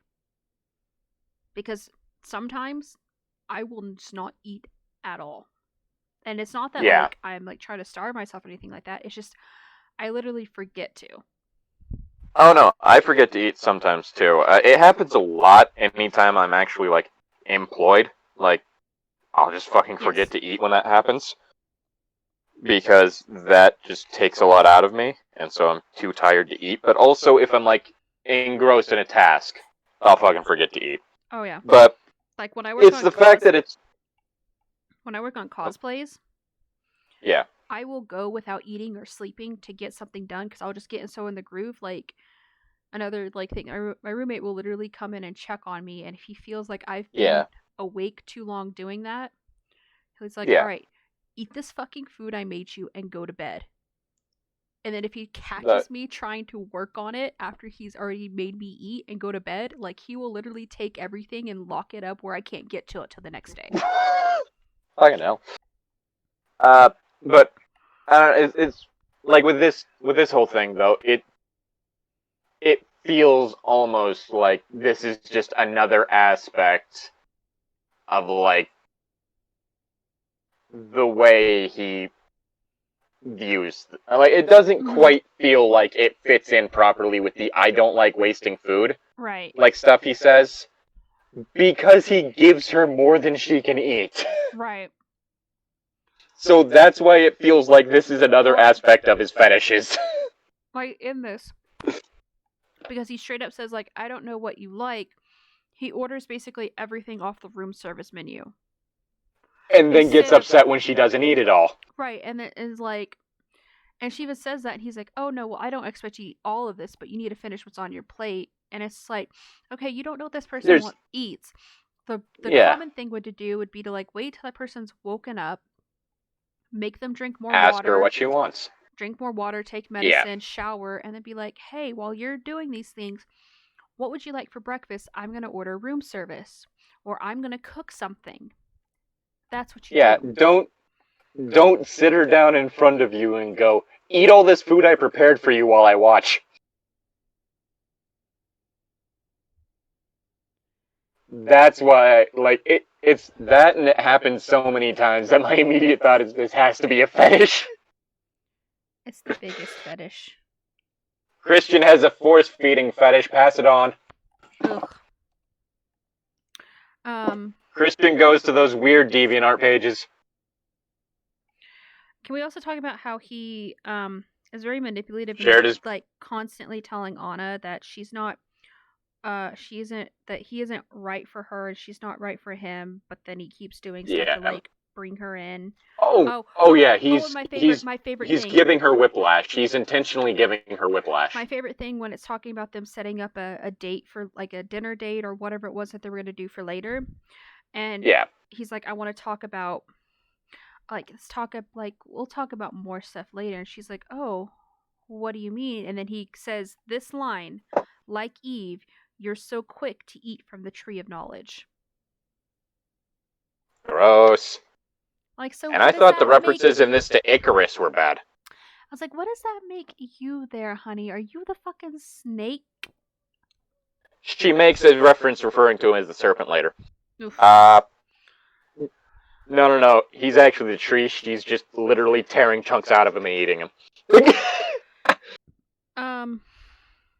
Also, wants to flaunt his wealth once again by being like, we'll take my helicopter to Seattle. This is also the chapter where he first says that I'd like to bite that lip, which is the least sexy thing I've ever heard in my life. Right. Oh, and then Anna feels... And this is coming from a biter. Right. And this is... And my favorite thing is that Anna apparently feels so naughty and a thrill at using his toothbrush. You don't use somebody else's toothbrush. Apparently, Erica Mitchell watched that one fucking toothbrush scene from what the fuck is that one anime where it's like the Big Brother character like brushing his little sister's teeth, and it's like this weird sexual thing, and it's just like this is the peak of fetish. or the popsicle scene. Oof. Or anything that's Boku no Pico. No. Oh. Let's see. The whole making out in the elevator thing. Elevators are not an erotic place. I know, believe me. It seems like that. What is it with like white people and fetishizing elevators? It's not the first time we're gonna, because like see the previous chapter when they were leaving the suite to go to the coffee date, they interrupt a couple making out in the elevator, and then this chapter they get interrupted making out in an elevator. I think she just has a thing for elevators. Also, apparently he managed to grab both of her wrists with one hand in one movement, and I have no idea how the fuck he did that. We also get the first reference to her inner goddess. The inner goddess thing is that is an actual thing. That's I forgot which groups it's with, but it is like women's sex liberation type thing. Basically, the whole thing of the aspect of feminism of women being allowed to freely access their sexual identity. Yeah. This is not that. This is someone else telling Anna what her sexual identity is. Oof. Okay, you got your chapter 5 stuff out of the way? Yeah. So how are we doing this? Are we gonna try to do the whole book in one session, or are we gonna... I think we might want to speed it up a bit. I was like, we've already been doing this for like... A while? 2 hours. 2 hours? Fucking hell. I'm pretty okay. sure we started at 8, and now it's 10. No. We didn't start until after 8:30. Oh, okay. Still. Yeah. Okay. I guess we can at least do chapter 6. This might be a multi-parter, I guess. Chapter 6, Christian gives Anna a ride back to her apartment where they meet up with Kate and Elliot. After a brief chat, Christian and Elliot leave, and Kate and Anna talk about the time Anna spent with Christian, lamenting the fact that she hasn't had sex with him, though might that night. Kate then gives Anna a makeover of sorts before work, where Anna daydreams about the elevator encounter till her shift ends and Christian picks her up. To drive to where Christian's helicopter is currently stored and fly to his home in Seattle, where with Christian making some references references to BDSM as he straps her into her harness and mentions that he's never taken a woman flying before. Once they get to his home, Christian offers Anna some wine and procures a non-disclosure agreement, which he had prepared earlier that day. He actually mentions it in chapter 5. Which Anna immediately signs, hoping that if she does, Christian will sleep with her. Christian responds with an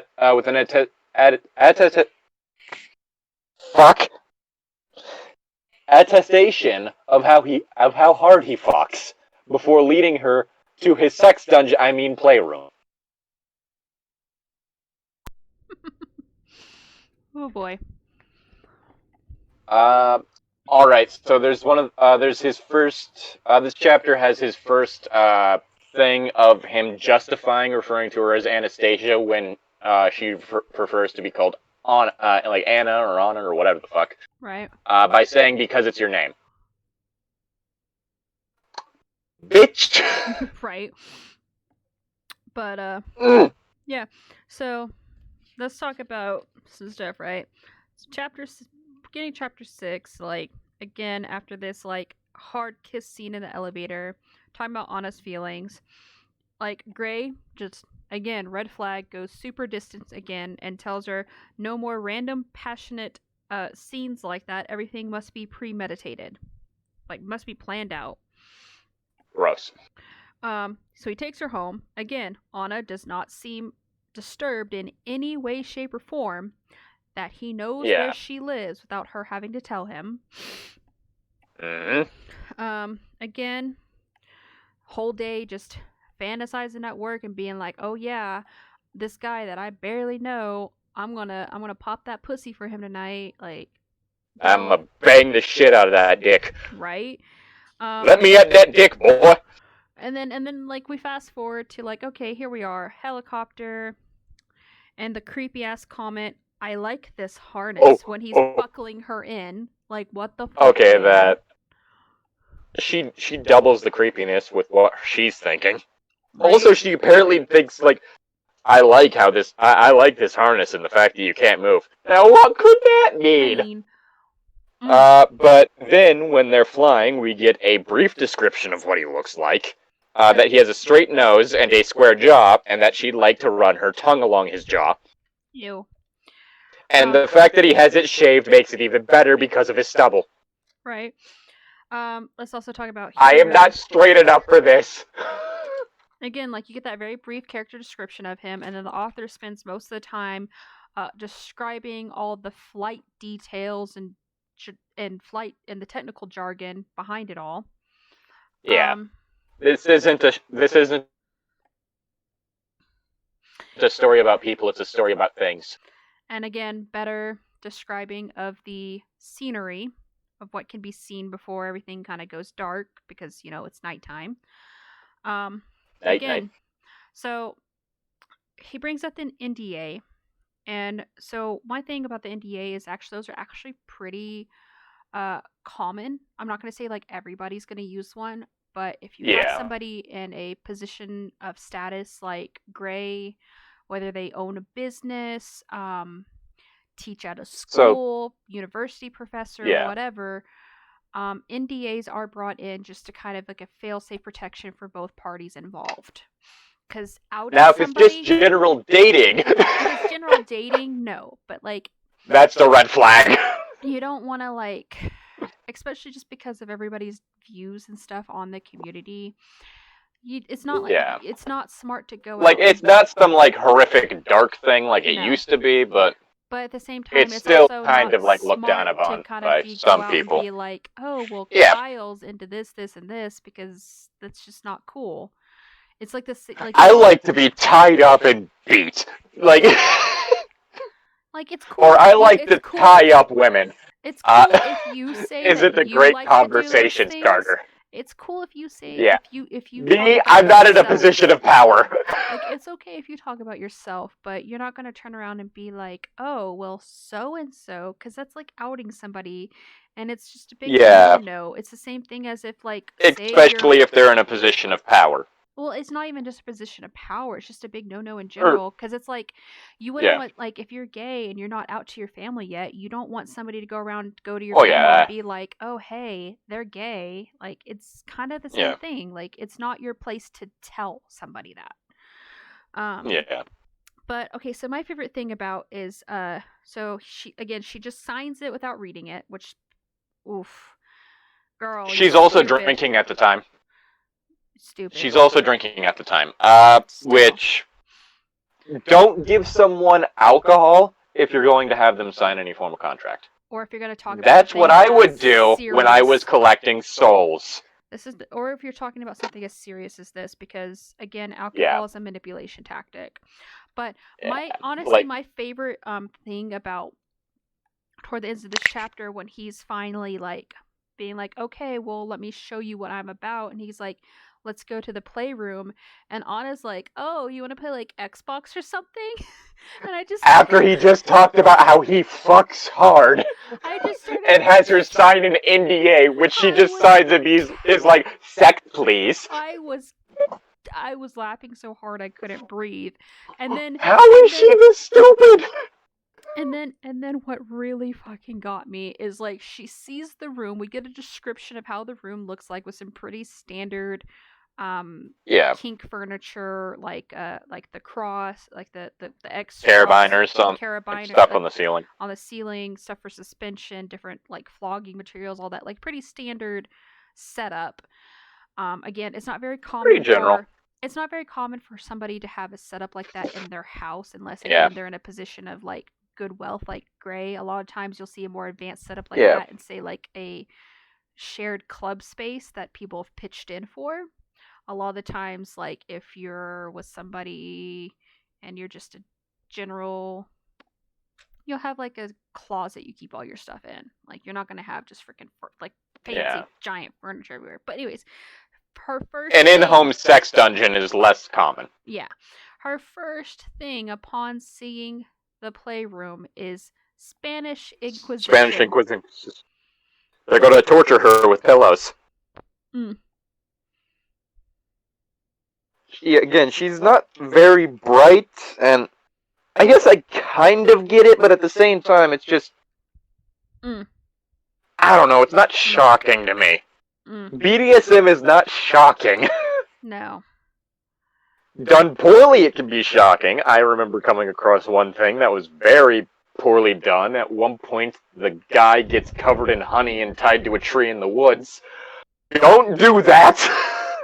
Wait, that's just torture. That's torture.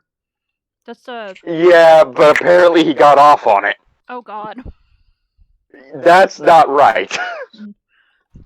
So if it's terrible, it's like if it's poorly represented, it can be shocking. But this is just, hey, here's a red lit room with, like, some stuff to, like, tie you to. Right. It's not like there's a fucking Iron Maiden in there. No.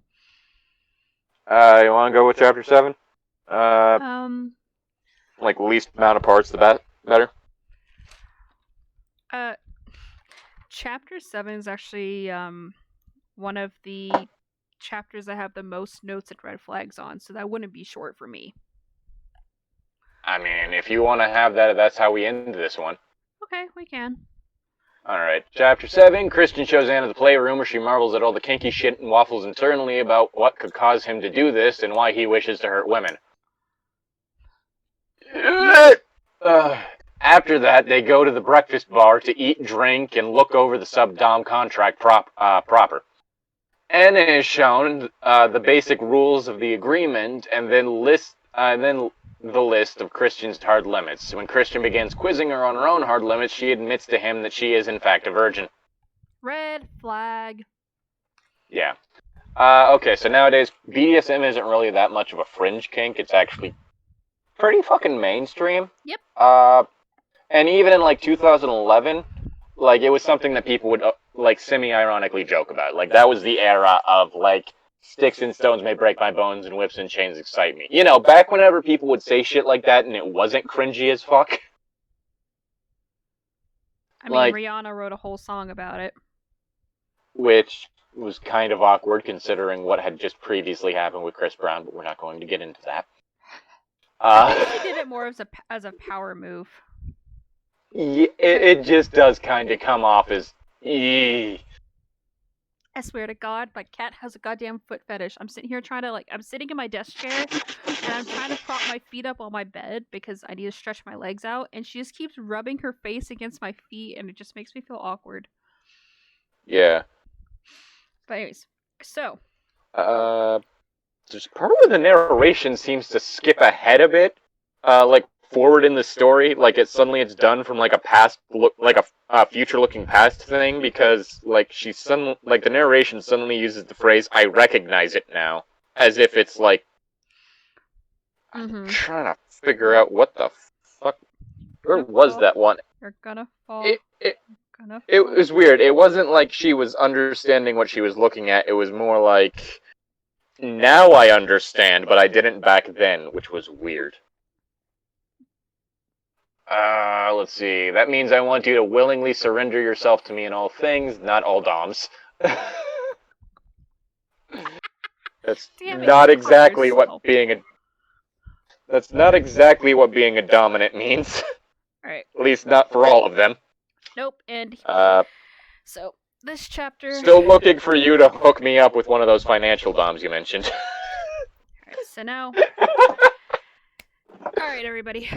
Buckle up, because I'm about to fucking tell you exactly what every single thing that is wrong with this chapter. I guess right before you say that, I'll just say the easiest sum up for this.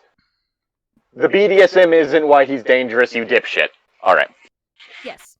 Alright, so, again, like I said, the whole accurate description, pretty much of a playroom dungeon setup, and more mundane versions are spare room with equipment stored in closet or locked chest, depending on how things go.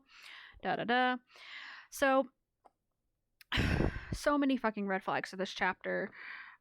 Basically everything. Alright, so the first couple red flags, again, in describing what he wants / is offering, he wants her to please him. He offers an incentive package.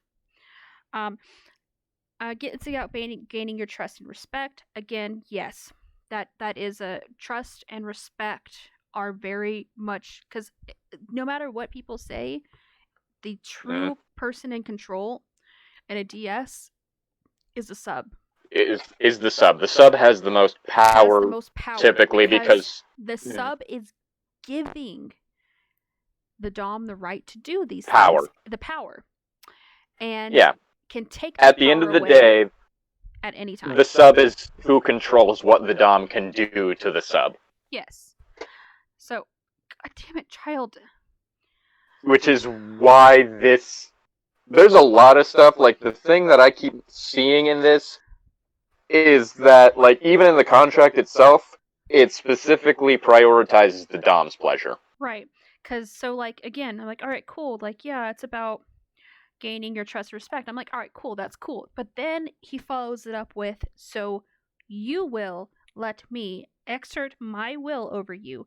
I will gain a great deal of pleasure and joy even in your submission. The more you submit, the greater my joy. That is a giant But nothing red about... Yeah. flag. Nothing Because about her gaining pleasure from this. this is not a true dynamic. There's no true exchange here. It's he will take and she will give and he will do nothing in return. Yeah. He only really just kind of offers his basically like, well, I'm here. That's what you get out of it is I'm here. Like that's it. Yeah. And she even goes like, you know what? He's kind of dangerous, but I'm going to go ahead and stay. And they start talking about some other aspects, like him talking about, like, I don't really do the whole bed sharing thing, since this is not going to be a romantic aspect between us. Like, you're going to have your own room, like, the weekends that you're here with me. Which, that, again, is somewhat of a common thing for dominant sub-dynamics with no romantic undertones. The sub will have a separate area that's kind of like a safe space for them.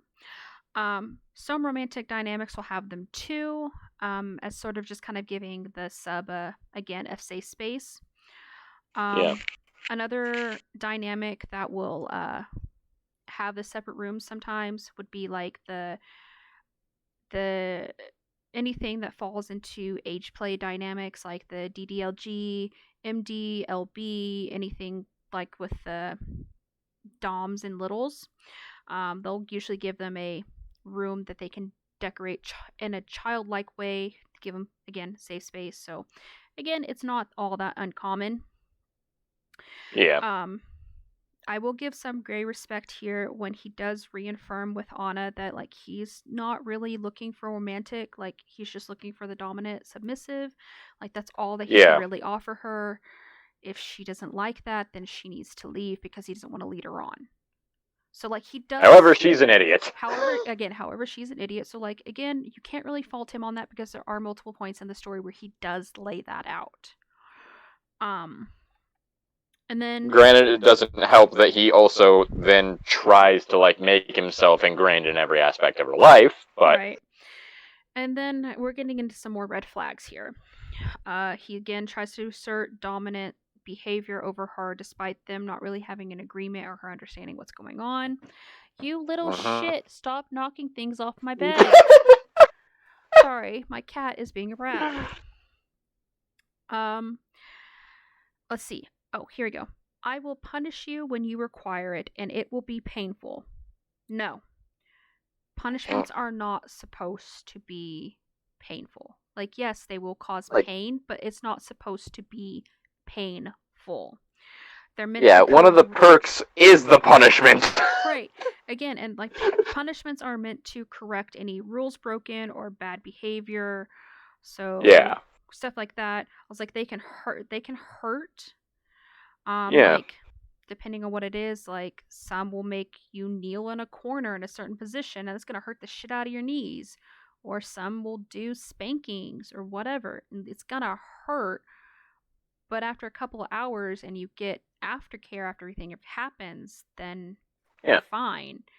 Like, if you're getting a punishment and you're still hurting for like a week, like days or a week or whatever after, that's not okay. There's a reason why smartass masochists and brats exist. Exactly. They're trying to get punished. Another one. And sorry. I do find it funny that looking up smartass masochists, one of the things I found is that they apparently can be very hard to deal with for some doms. Oh yeah. Which doesn't surprise me. Like, it's one of those things of I can be a little fucking shit, and so it's like, oh, that's good to know. A lot of doms will not deal with brats. They'll leave that to the brat tamers. There is literally a dominant category called a brat tamer. Oh, that's a fucking hilarious term. They're the people who can deal with that type of behavior. Fucking hell. So now we're gonna get in here. So he kind of has some food, sleep, and exercise rules. Like he wants her to get a decent amount of sleep, wants her to kind of exercise, be healthy, wants her to at least have 3 meals a day. That kind of stuff is pretty standard. Some of the food rules again are weird, like only allowing fruits as snacks. Like fruits are high in sugar. It's not really that good. Being as it seems to be that they'd be going for more of a high energy type thing, it would be better to go with like a rigorous like sexual type thing. It would probably be better Proteins. to focus more on proteins and starches. Yeah. Carb load.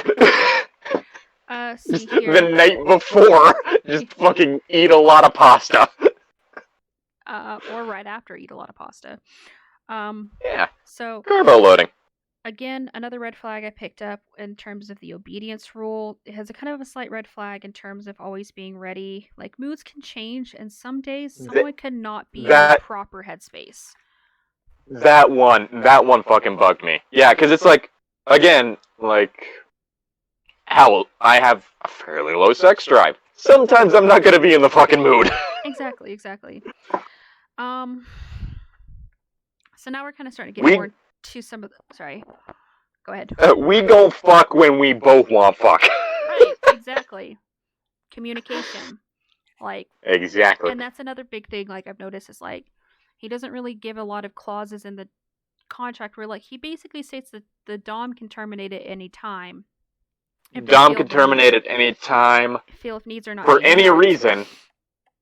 But the sub can only terminate either if the Dom is not fulfilling their part of the contract, or if they run it through the Dom first. Yeah, which is not how that goes. Which means that the Dom could easily say, no. No, you're staying, yeah.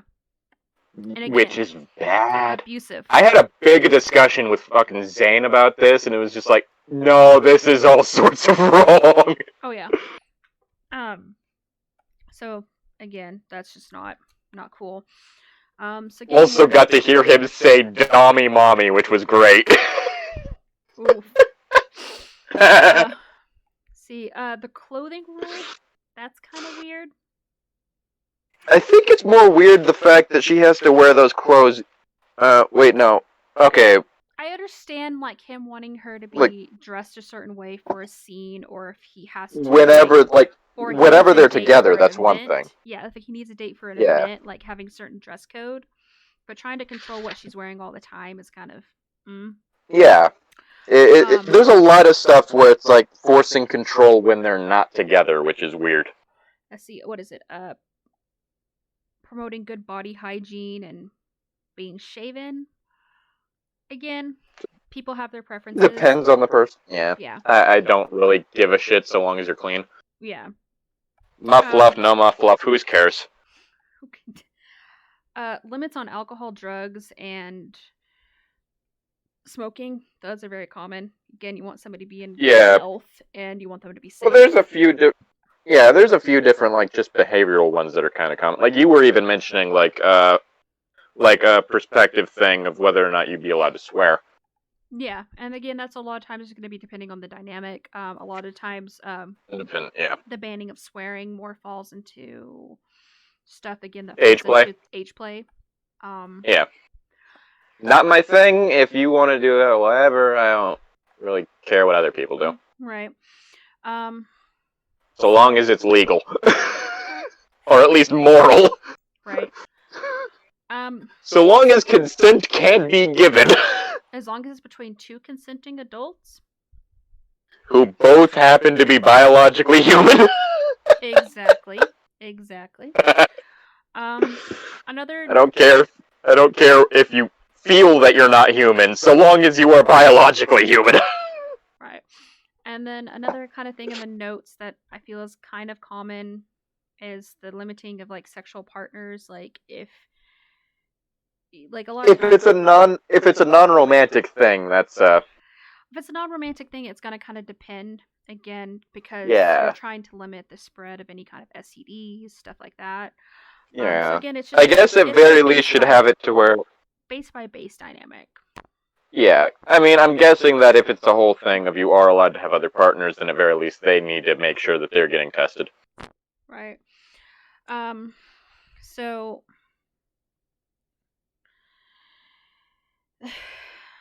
now I'm going to go over some of the I just realized failure to comply with any of the above will result in immediate punishment. That means that there's a possibility of, oh, I forgot to fucking shave.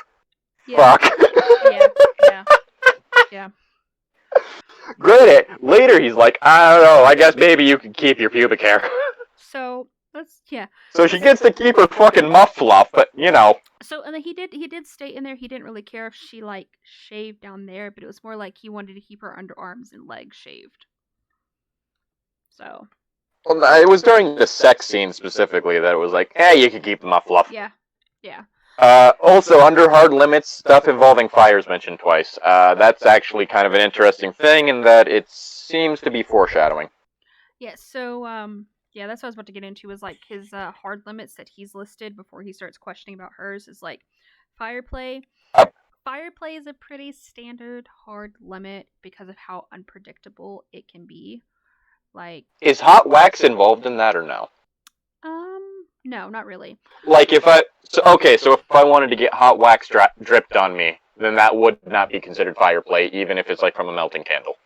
Well, no, it would not. And second of all, okay, you have to be very careful with what types of candles you use. Like, you want to use candles that are specifically for wax play, because if you just go grab your fucking mom's... Well, you can't just fucking use, like, a fucking Sephora candle. Yeah, you don't want to use, like, some, like, Sephora or Yankee candle, because you can literally give yourself third-degree burns. Like... Yeah. If you're interested in playing with wax, go to your local sex shop and go get some of these candles. Well, I'm stupid, but I'm not that stupid. I literally saw a thing. What was it? That TLC show, Sex Sent Me to the ER, where some people decided to melt a gummy bear and do, like, edible kind of wax play and the ever-loving crap out of the girl's chest and boobs. They melted a 5-pound gummy bear. What? Yeah, look it up. It's a thing. Also, he specifically mentions no acts involving children or animals. We discussed that before. That's kind of a no-brainer. That's a given a no-brainer, but then again, what happened? A very, very, very, very common one is anything doing with human waste. So, like, urine, scat, blood, because... Like, unless you're R. Kelly. No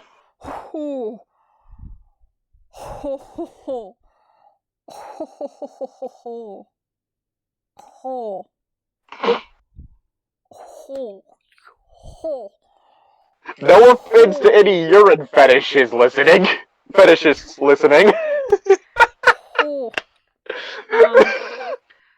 He mentions, that gets you off guard? A little bit, yeah. He mentions sharps, so, like, knife play. That also makes sense. That one's kind of a 50-50. Depends. Yeah. Depends on the person. Medical play. Also, no breath play. So, yeah, breath play, that one's about a 50-50 because there are... Yeah, because a lot of people are into choking. Yeah, because there are some dangers to it, so some people are like, I just don't want to mess with it because I don't want to, like, fuck. Yeah, because that's the whole thing. There is a proper way to have your hands during that to make sure you're not going to fucking kill them, but... Because you're not pressing on the windpipe, you're pressing on the... Yeah, you're not pressing on their... You're restricting blood flow. You're not actually... You're not restricting their fucking airways, you're restricting blood flow. Yeah. Which, of course, you overdo that, that'll cause brain damage, but... Yeah. Because then you're restricting oxygen flow to the brain. But there is a proper way to do that. And considering the fact that, like, autoerotic asphyxiation and all that shit, which that one's very dangerous, if you're gonna do that, have a spotter. Or what is it, like, what they said in the show Shameless, like, when they caught the guy who, like, caught it, like, there was an episode they caught this guy, like, in the bathroom of, like, the business one of the characters owned, after, like, accidentally killing himself while trying to choke and because snake. Autoerotic asphyxiation has caused a good number of deaths because it's a whole thing of Well, depending on how you do it, you just fucking pass out and then you can't undo the whole thing. So, Right. like, sometimes you'll have it, they'll tie, like, the fucking belt to, like, the clothes rack in the closet, and then put the belt around their neck, and so you pass out, your knees go slack, and you've just hung yourself. Well, it was one of the guys that were like sitting there talking about like what happened, and this really creepy guy character was like, he should have lemoned, and the other guy who's talking about like if he'd done it a few times, he goes, what do you mean? He goes, you put a lemon in your mouth, so when you pass out and you start to seize, you bite down on the lemon, and the sourness wakes you up. And I was like, what? I don't think that's right. I'm like, I don't think that's right, but Oh. But yeah, like if you're gonna do autoerotic asphyxiation, have a spotter. Yeah, honestly. That's all I'm gonna say. Yeah, to have a spotter. That way you don't fucking die. Medical play. Medical play is super uncommon. Yeah. Because, like, I'm not saying like, oh, give me a shot, I'll get turned on, but like I'm talking about like a lot of gynecological instruments. Yeah. Which is what's specifically mentioned. Yeah. Which I guess it's really convenient that it was specified that time. I had to look up specifically what breath control was. It was like choke, and like the immediate thing that was stated was choking. It's like, okay, I understand now. Marks is super uncommon because like hickeys, man. Hickeys happen. Hickeys. Like the whole thing is, my immediate thought would be nothing that leaves marks in visible areas. Yeah. So something that would leave like a. It does say permanent marks on the skin though. Yeah. Hickeys aren't permanent. But he also has this thing where he doesn't like want her to touch him, so. Granted, there is a reason for that. Yeah. And then the very last one was electric play, which again, that one's kind of a 50-50. And fire. Yeah, fire. So the second mention of fire play. Yeah, so the what is it? Electric play, I'm not meaning like hook your nipples up to to a car battery kind of bullshit. That's dangerous. That's dangerous. I'm talking to like violet wands. They kind of give you a nice tingle. Oh, yeah. Depending on your sensitivity, maybe something a bit higher voltage. Basically, think a portable Tesla coil. Yeah. So yeah. I like seeing your hair stood up on end. And then, so then it makes me think I'm fucking Einstein. Right. And then, so like that really turns me on. We get through frickin' Gray's hard limits, and he's like, "All right, what about you?" And she's like, "Oh, well, I don't really like." I never had sex before. Well, she didn't even lead with that. She's like, "Well, I don't really know. Like, this is all like new to me." And he's like, "Oh, well, it's okay. Like, well, what about like in any of your previous partners? Like, have you done anything sexually that maybe you didn't like, or whatever?" And she's like, "Anyone choke you?" Like, and then she's like, "Oh, well, no, I've never had sex." And he immediately gets angry. Which is, I'm not gonna say red flag. I'm not gonna say a full red flag, because he's technically angry at himself, but still. He's technically angry at himself, so that's why I give it like a 50% red flag as opposed to 100%. Maybe a 75%. It's not a healthy response. It's not a healthy response, but it's also that he calmed himself down too, and was still fucking pissed. Which is one of the reasons why I'm not like gonna like label it a giant major red flag, because he does calm himself down, and he is sort of, I'm gonna say like he is sort of justified in his response, because a lot of dominants, pretty much realistically anybody in the BDSM community, are not gonna mess around with virgins. Yeah, you don't start someone off on hard mode. You don't you don't really start somebody off on hard mode like that. But like even then, like, so again, people new to the community, you don't start them off on hard mode. Like, you start beginner, and then you build up. But you're not even gonna put a virgin at that beginner level, because somebody's like first sexual experience is always very intense Bad? and emotional, and sometimes That very too. bad. And if you link that to this, you're gonna traumatize a person for life, pretty much. And plus also, Yeah. and also depending on the person, sometimes it can get like super like um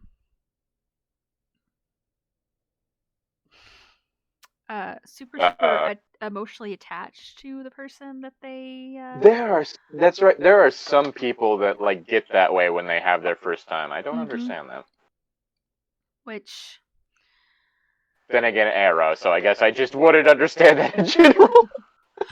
but yes, that's pretty much everything that like I've kind of picked up on that chapter. Yeah. Um He does also offer an internship at this again, like yeah. at this point. Don't do that to someone you're trying to rail. Mm-mm.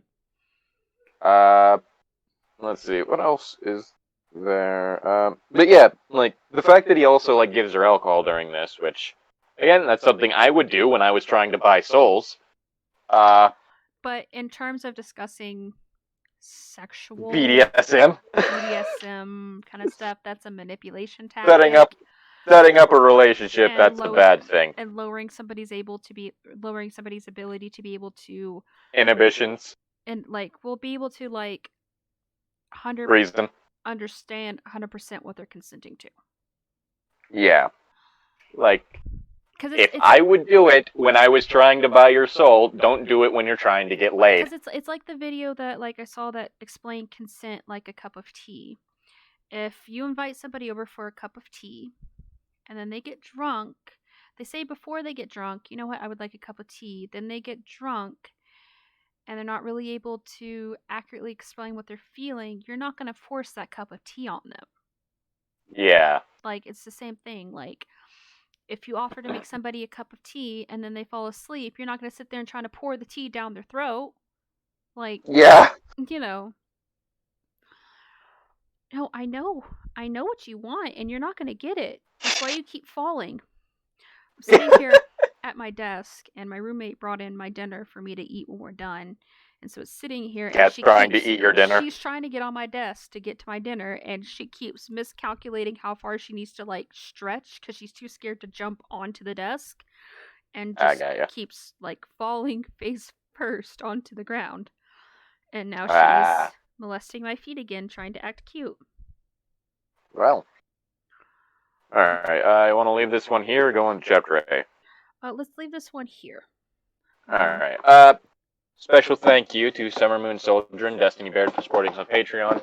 If you like what we do, consider going down the link in the description and sending any amount of money our way. Depending on the perk, you could even decide what book series or book we read next. Yes, and also, sorry. I'll say also usual YouTube